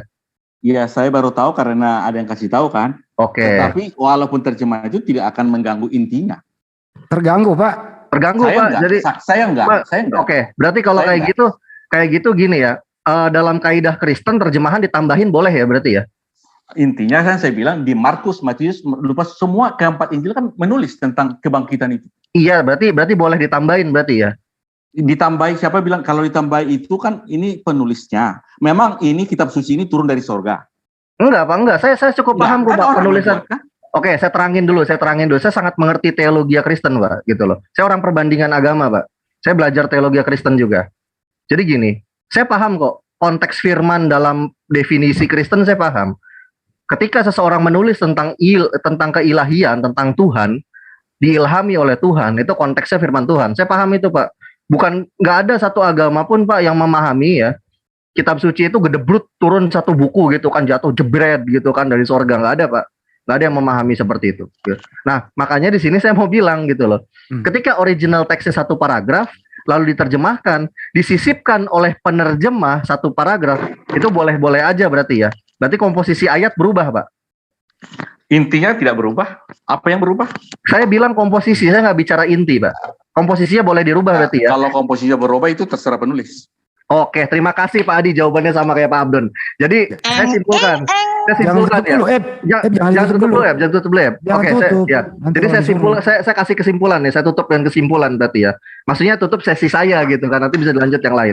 Berarti menurut Pak Adi dan saya juga dapat jawaban juga sama seperti Pak Abdon Sagala waktu itu juga sama menjawab seperti Pak Adi. Jadi dalam pandangan Kristen ya, ayat itu boleh ditambahin sesuka hati penulis. Yang penting konteksnya nggak berubah gitu kan. Nah, itu tegas ya Ikhwan Villa semua yang ada di Lentera Rohani Institute kan bertanya-tanya nih, itu nggak boleh More. Menurut Kristen boleh.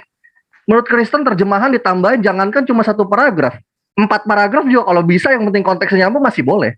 Jadi penerjemah itu punya hak otoritas dalam menambahkan komposisi ayat.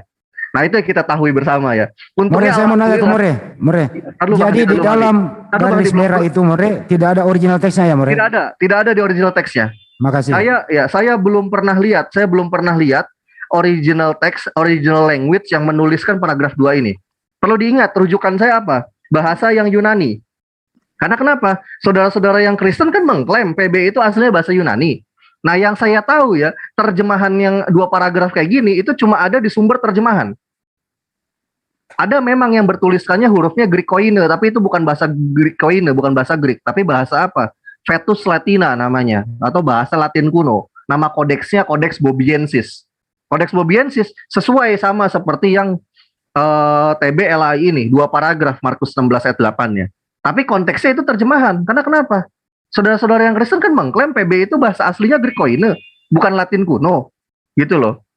Sedangkan Codex Bobiensis bahasanya Latin kuno. Berarti saya bisa simpulkan gitu loh, bahwa di dalam Markus 16 ayat 8 yang terdiri dari 2 paragraf cuma ada di terjemahan, di original text dan original language-nya nggak ada. Karena saya belum pernah temukan di naskah-naskah Yunani Markus 16 ayat 8 2 paragraf kayak gini. Dari dari Vaticanus, Sinaiticus, Alexandrinus, Washingtonianus. Alexandrius ini atau kitab ini ya, naskah WH ya, Westcott itu dirujuk juga sama LAI itu. Sampai Textus Receptus yang paling muda ya tahun 1894 nggak ada juga paragraf keduanya tersebut, atau Markus 16 ayat 8b itu nggak ada gitu loh. Nah tapi ya seperti keterangan Pak Abdon Sagala di waktu yang lalu dan sekarang ditegaskan lagi juga oleh Pak Adi, sah-sah aja. Berarti kita bisa simpulkan penerjemah Alkitab punya hak untuk menambahkan komposisi ayat. Ya terima kasih gitu kan. Jadi kita sudah cukup tahu. Makanya ini sesuai dengan surah Al-Baqarah ayat 79. Bismillahirrahmanirrahim. Fawailul lil ladzina yaktubunal kitaba hadza bi indillahi liyasturu bi samanan qalilah. Fawailul lahum mimma katabat aydihim wa wailul lahum mimma yaksibun. Sesuai gitulah. Mungkin itu aja Bang Handi yang bisa saya tanya ke More dulu. Ya. Jadi sampai detik ini More, paragraf kedua ini belum ditemukan original teksnya, betul? Belum. Terima kasih. Ya, saya cuma nemu ini ya Bang Handi di bahasa Latin, kodeks yang bahasa Latin. Bahasa Latin kan terjemahan toh, karena saudara-saudara Kristen mengklaimnya kan bahasanya Greek Koine, aslinya PB, bahasa Greek bukan bahasa Latin kan? Nah, berarti bahasa Latin terjemahan juga dong. Sekalipun itu yang tua gitu kan.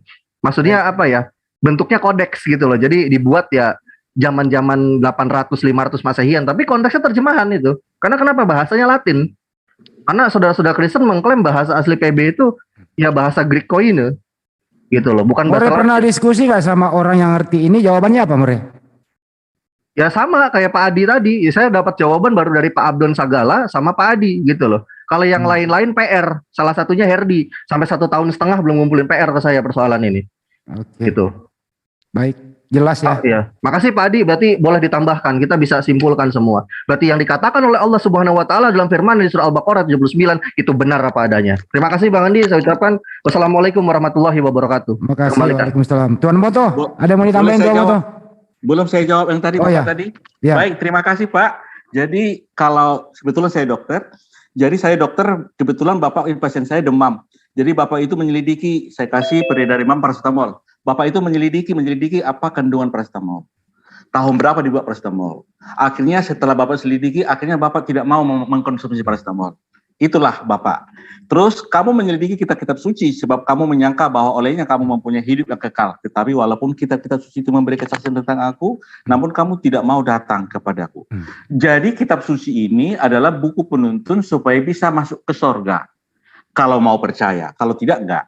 Karena Adam diusir dari sorga, akibatnya Adam dan keturunan Adam terusir dari sorga. Supaya Adam dan keturunannya bisa ke sorga, harus melalui Yesus satu-satunya jalan. Itu keyakinan saya. Lanjut. Ya, oke.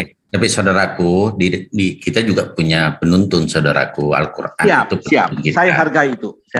Makanya saya sudah sampaikan sama saudaraku bahwa penuntun yang kita jadikan penuntut itu berbeda, maka endingnya akan berbeda, saudaraku.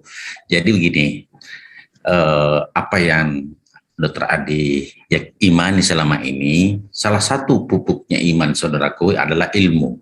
Mari kita sama-sama belajar. Mungkin Dr. Adi belajar juga Bibelnya, saya juga memperdalam ilmu Al-Quran. Kemudian apa yang sama, pasti ada yang sama. Contoh, Dr. Adi pasti kita sama boleh berbuat baik, ya kan? Betul. Kita sama tidak boleh mencuri. Kita sama ada persamaan banyak. Memang yang berbeda terus terang adalah masalah ketauhidan. Pertama, dokter, ini biar nggak panjang dok, saya mau nanya ini. Tadi itu ada tambahan. Boleh nggak sih seorang dokter itu bermanuver untuk mengobati pasien atau hanya sesuai dengan kode etik profesional? Tidak bisa kalau dokter, harus eksak. Dokter itu ada acuannya setelah anamnesis bertanya, pemeriksaan klinis, secara klinis mampu kalau di tempat praktek itu, pemeriksaan klinis itu mulai inspeksi, palpasi, perkusi. Oke, artinya nggak boleh manuver ya. Kalau dokter Adi boleh nggak manuver dok? Jadi dokter itu kan dalam melayani pasien itu seni, ya. Seni. Jadi seni kita, pengetahuan kita ada. Tetapi contoh obat hipertensi ada 2, captopril sama amlodipin. Karena pasien saya ada 2, saya melihat dulu mana cocok. Nggak dijawab aja dok, boleh manuver nggak? Seperti kitab suci tadi. Manuver yang mau saya maksud ini, manuvernya ini. Pasien itu dokter yang tahu psikisnya, logisnya, tekanan darahnya. Tapi tetap profesional ya? Profesional. Oke, baik. Artinya bisa obat yang berbeda, tetapi tujuan sama. Tapi fungsinya sama. Fungsinya sama dokter. Sama. Artinya betul kata More, sebentar saya kembaliin ke topik, betul kata More, jangan bermanuver dalam menerjemah kalau tidak ada original teksnya. Tetap harus profesional, kan gitu intinya Bang. Oke? Harus ada landasannya. Nggak boleh bermanuver kalau tidak ada landasannya. Seperti original teks tadi itu. Ada satu paragraf tidak ada original teksnya. Itu intinya sebenarnya. Oke? Deal ya? Saya jawab dulu Pak Hendy. Jadi saya dokter, sebelum dokter saya belajar agama, saya belajar Pancasila, saya belajar matematika, saya belajar psikia, tapi tidak semua itu harus saya kuasai. Tidak, dalam mengobati pasien saya, nggak perlu saya ingat pelajaran matematika dulu. Untuk apa itu lagi? SD, SMP, SMA. Ya kalau nggak bisa mengobati pasien, mundur dok, kasih dokter lain. Bahaya kalau manuver. Jadi yang mau saya tahu, manuver saya adalah tidak semua ilmu yang di SD, SMP, SMA itu saya harus kuasai. Baru bisa mengobati. Cukup ilmu klinis, ya Pak Dokter ya. Tapi begini dok. Ada SIP. Sebentar, ini biar nggak kesana. Intinya di sini kan tadi ada terjemahan, tidak ada original teksnya. Jadi dokter kalau praktek, kalau nggak ada SOP-nya jangan lakukan, jangan manuver sembarangan, bahaya kan itu intinya. Bang Handi, mungkin tadi ada Bang Bonar dan Bang Moto itu mau nyampaikan ininya. Silakan. Baik. Ya teman-teman muslim nggak apa-apa, ini ekstra aja, silakan Bang Bonar, Ustadz Tata, Tuan Moto, silih berganti, silakan. Ustadz Tata aja Bang. Oke Ustadz Tata. Ustadz. Nah mungkin Bang Moto kalau kayak gitu. Bang Moto dulu. Silakan Bang Moto. Iya, saya pengen tanya sama Pak Dokter nih, Pak Dokter Adi, mengenai logos. Apakah logos itu Tuhan, Pak? Itu saja.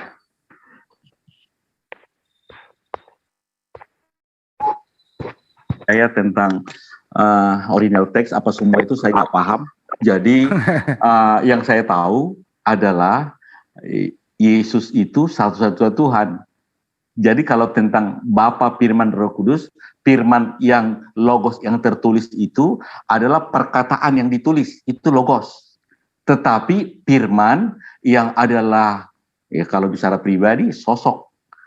Makanya orang bilang Tritunggal. Tapi dalam menerjemahkan itu orang salah memahami. Makanya saya tidak akan menyinggung-jinggung kalau memang nggak dipahami, ya kan? Jadi yang saya pahami saja, topik kita kan Allah itu Esa. Jadi saya terangkan, bukti udah ada, dasarnya ada. Tetapi tidak harus semua dari Kejadian sampai Wahyu menerangkan yang saya imani tadi. Kan cukup dari Yohanes tadi, ada ayat-ayatnya tentang itu. Tapi kalau kita buat itu, panjang ceritanya ini. Karena kitab Taurat, kitab para nabi, kitab Mazmur, itu perjanjian lama itu, masa berlakunya sampai Yohanes. udah expired date gitu. Jadi artinya logos yang dimaksud itu adalah tulisan ya, gitu. Saya mau bertanya ini karena saya kan nggak mungkin menjawab kalau saya nggak tahu. Yang Bapak maksud logos itu tulisan. Yang di Yohanes 1 ayat 1 itu kan artinya kan sering diartikan bahwa logos itu adalah ilah sendiri gitu kan. Padahal seharusnya logos itu kan ya secara penempatan itu kan yang benar kan adalah kehendak gitu kan. Makanya tentang pengertian itu saya ngomong sama seperti ini, kitab suci Bible, apakah ini firman? Sebenarnya ini kitab, ini buku. Yang firman itu isinya yang hidup dan diimani. Itu pemahaman saya. Itu ada perbedaannya Pak antara logos. Sebentar Pak, firman itu gini Pak, ada perbedaannya antara logos, antara logos, epen, terus ada grape. Nah kalau yang di firman yang maksudnya berbentuk tulisan itu kan grape itu Pak. Nah kalau logos itu yang berupa kehendak itu ya firman yang berupa kehendak itu kan logos. Nah kalau yang berupa ada juga nanti yang berbentuk konstruknya perintah disebut epen kan. Jadi firman itu luas Pak. Ya nggak heran sih kalau Pak dokter itu cuma mengenal firman doang karena kan semua tuh dipukul rata diterjemahkan jadi firman semua gitu Pak. Jangan, saya jawab dulu ya. Jadi bukan pukul rata. Jadi yang makanya tadi aku bilang firman F huruf besar itu adalah sosoknya Allah sendiri. Firman yang keluar dari mulutnya Allah yang menciptakan itulah logos ya, yang menciptakan, Maha Pencipta. Tetapi firman yang ditulis oleh penulis firman Tuhan, kitab suci atas ilham Allah, itu juga firman. Jadi firman itu ada beberapa jenisnya. Firman huruf besar itu sosoknya Allah sendiri. Firman yang keluar dari mulut Allah yang menciptakan segala sesuatu itu juga firman. Firman yang ditulis oleh penulis dalam kitab suci Bible itu juga firman. Itu. Jadi konteksnya di mana? Sesuai dengan konteksnya. Makanya aku bilang F huruf besar itu adalah Allah sendiri. Makanya di Kejadian 1 berfirmanlah Allah. F-nya itu selalu kecil. Kalau yang keluar dari mulut Allah itu F-nya itu selalu kecil. Tetapi kalau dia sosoknya Allah seperti 1 Yohanes 5 ayat 20, 1 Yohanes 5 ayat 7, Bapa, Firman, Roh Kudus, Firman huruf besar. Pada mulanya adalah Firman, Firman bersama-sama dengan Allah, Firman itu adalah Allah, Firman itu F huruf besar. Firman itu telah menjadi manusia. Firman F-nya itu hasil huruf besar. Tapi kalau F-nya huruf kecil, itu perkataan yang keluar dari mulutnya Allah. Gitu Pak. Bisa saya sedikit? Silakan, banyak pun boleh Pak. Jangan lupa sini. Lanjut Pak, silakan. Saya mau tanya kepada dokter, ya. Perhatikan. Di sini dikatakan, ya. Wa yagidu avde sha'ullo lemor kaddevarim ha'elle diber David. Dalam terjemahan lembaga Al-Kutub Indonesia, para pegawai Saul memberitahukan kepada raja, katanya, demikianlah jawab yang diberi Daud. Nah, di sini terdapat kata raja. Nah, sedangkan kita ketahui sendiri, dalam bahasa Ibrani, kata raja itu dalam bahasa original teksnya adalah melech. Nah, sedangkan di sini dalam original teksnya tidak terdapat satu kata melech. Ini gimana Pak Dokter? Satu kata yang dimana di dalam terjemahan itu bisa muncul, tapi kalau ketika kita cross check dalam original teksnya nggak ada. Coba saya minta tanggapan dari dokter. Monggo. Baik.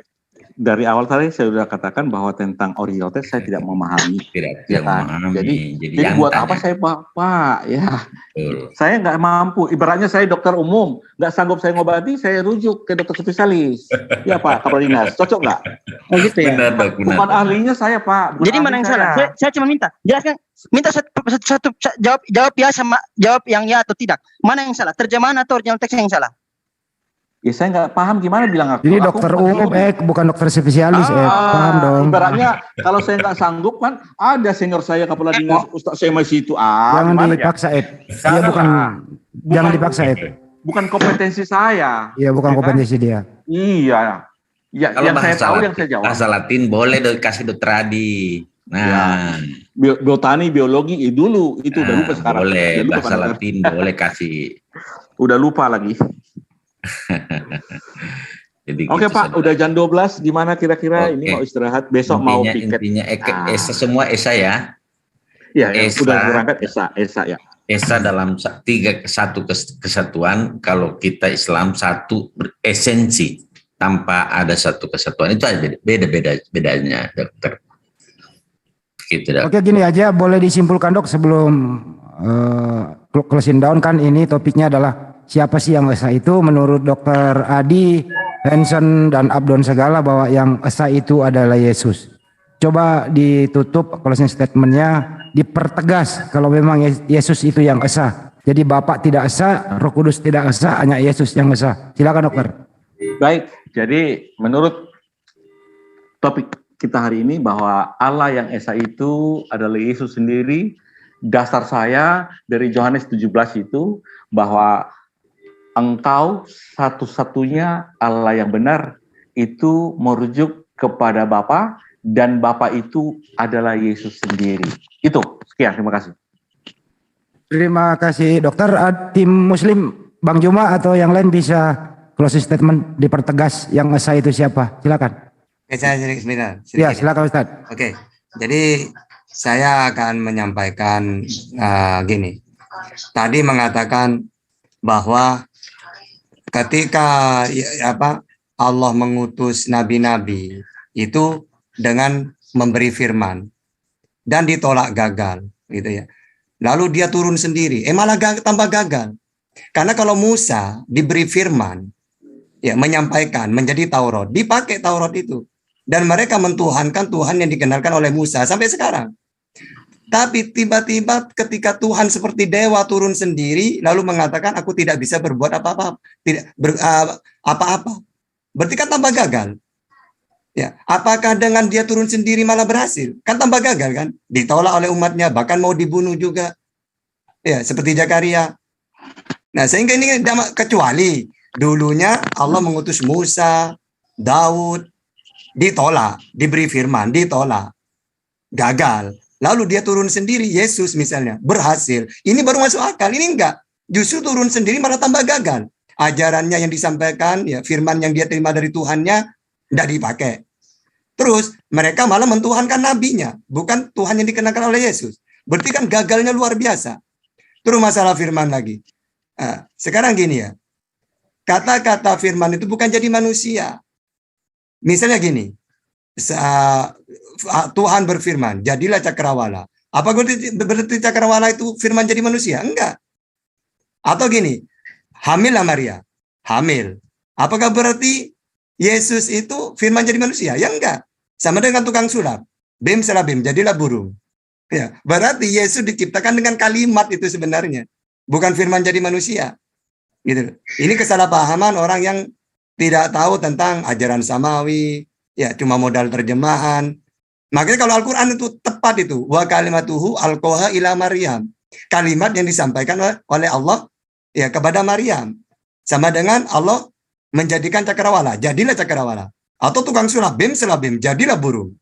Bukan berarti burung itu firman ucapanku. Bim selabim itu jadi burung, bukan. Makanya segala sesuatu dijadikan oleh dia. Dia itu siapa? Allah. Bagaimana caranya? Dengan kalimat kun. Gitu aslinya ya. Tapi karena kesalahpahaman orang-orang kayak pikiran pagan gitu ya. Jadi Tuhan harus turun menjadi manusia dan tanda-tandanya sama. Nah, contohnya coba dewa-dewa yang turun jadi manusia. Ketika kaum itu lagi hancur, banyak kedoliman, maka dewa turun jadi manusia.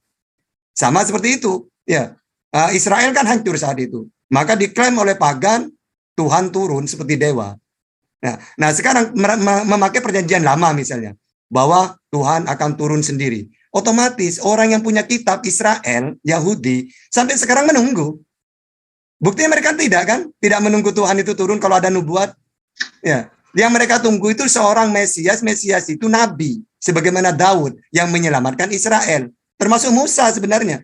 Dan mereka berhasil. Jadi mereka itu sampai sekarang tidak pernah menunggu Tuhan turun karena gak ada dalam kisah dalam perjanjian lama.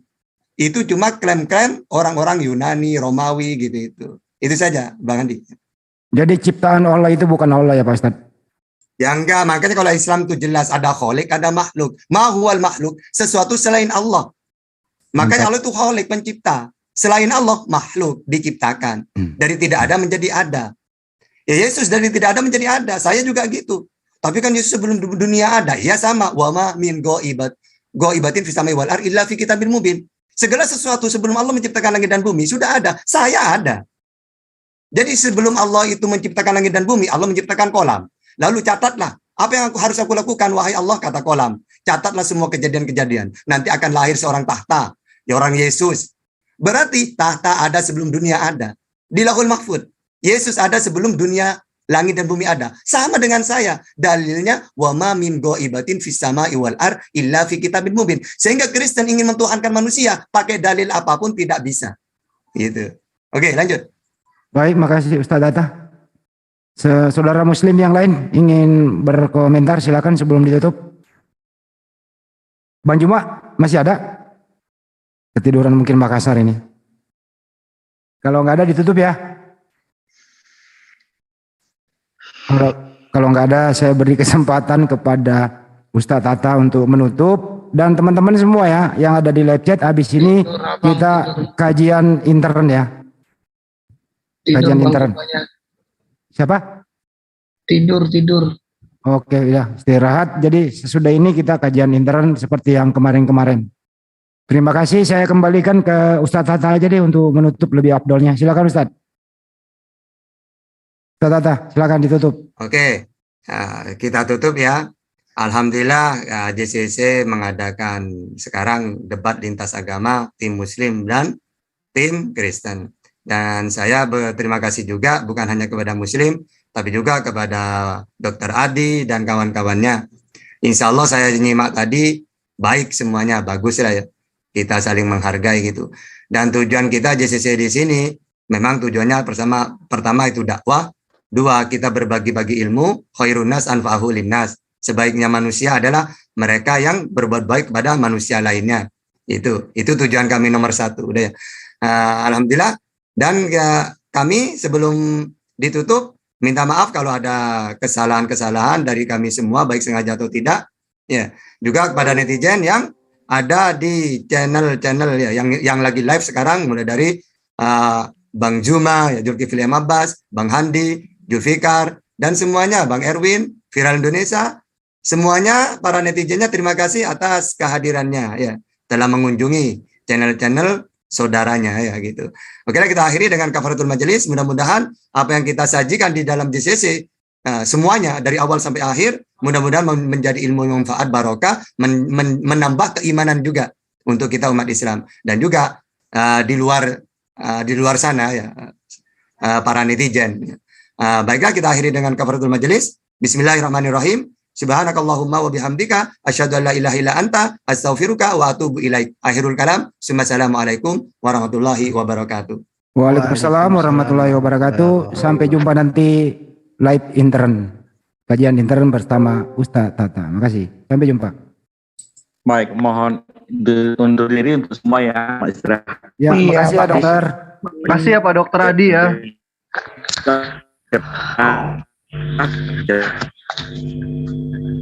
Waduh.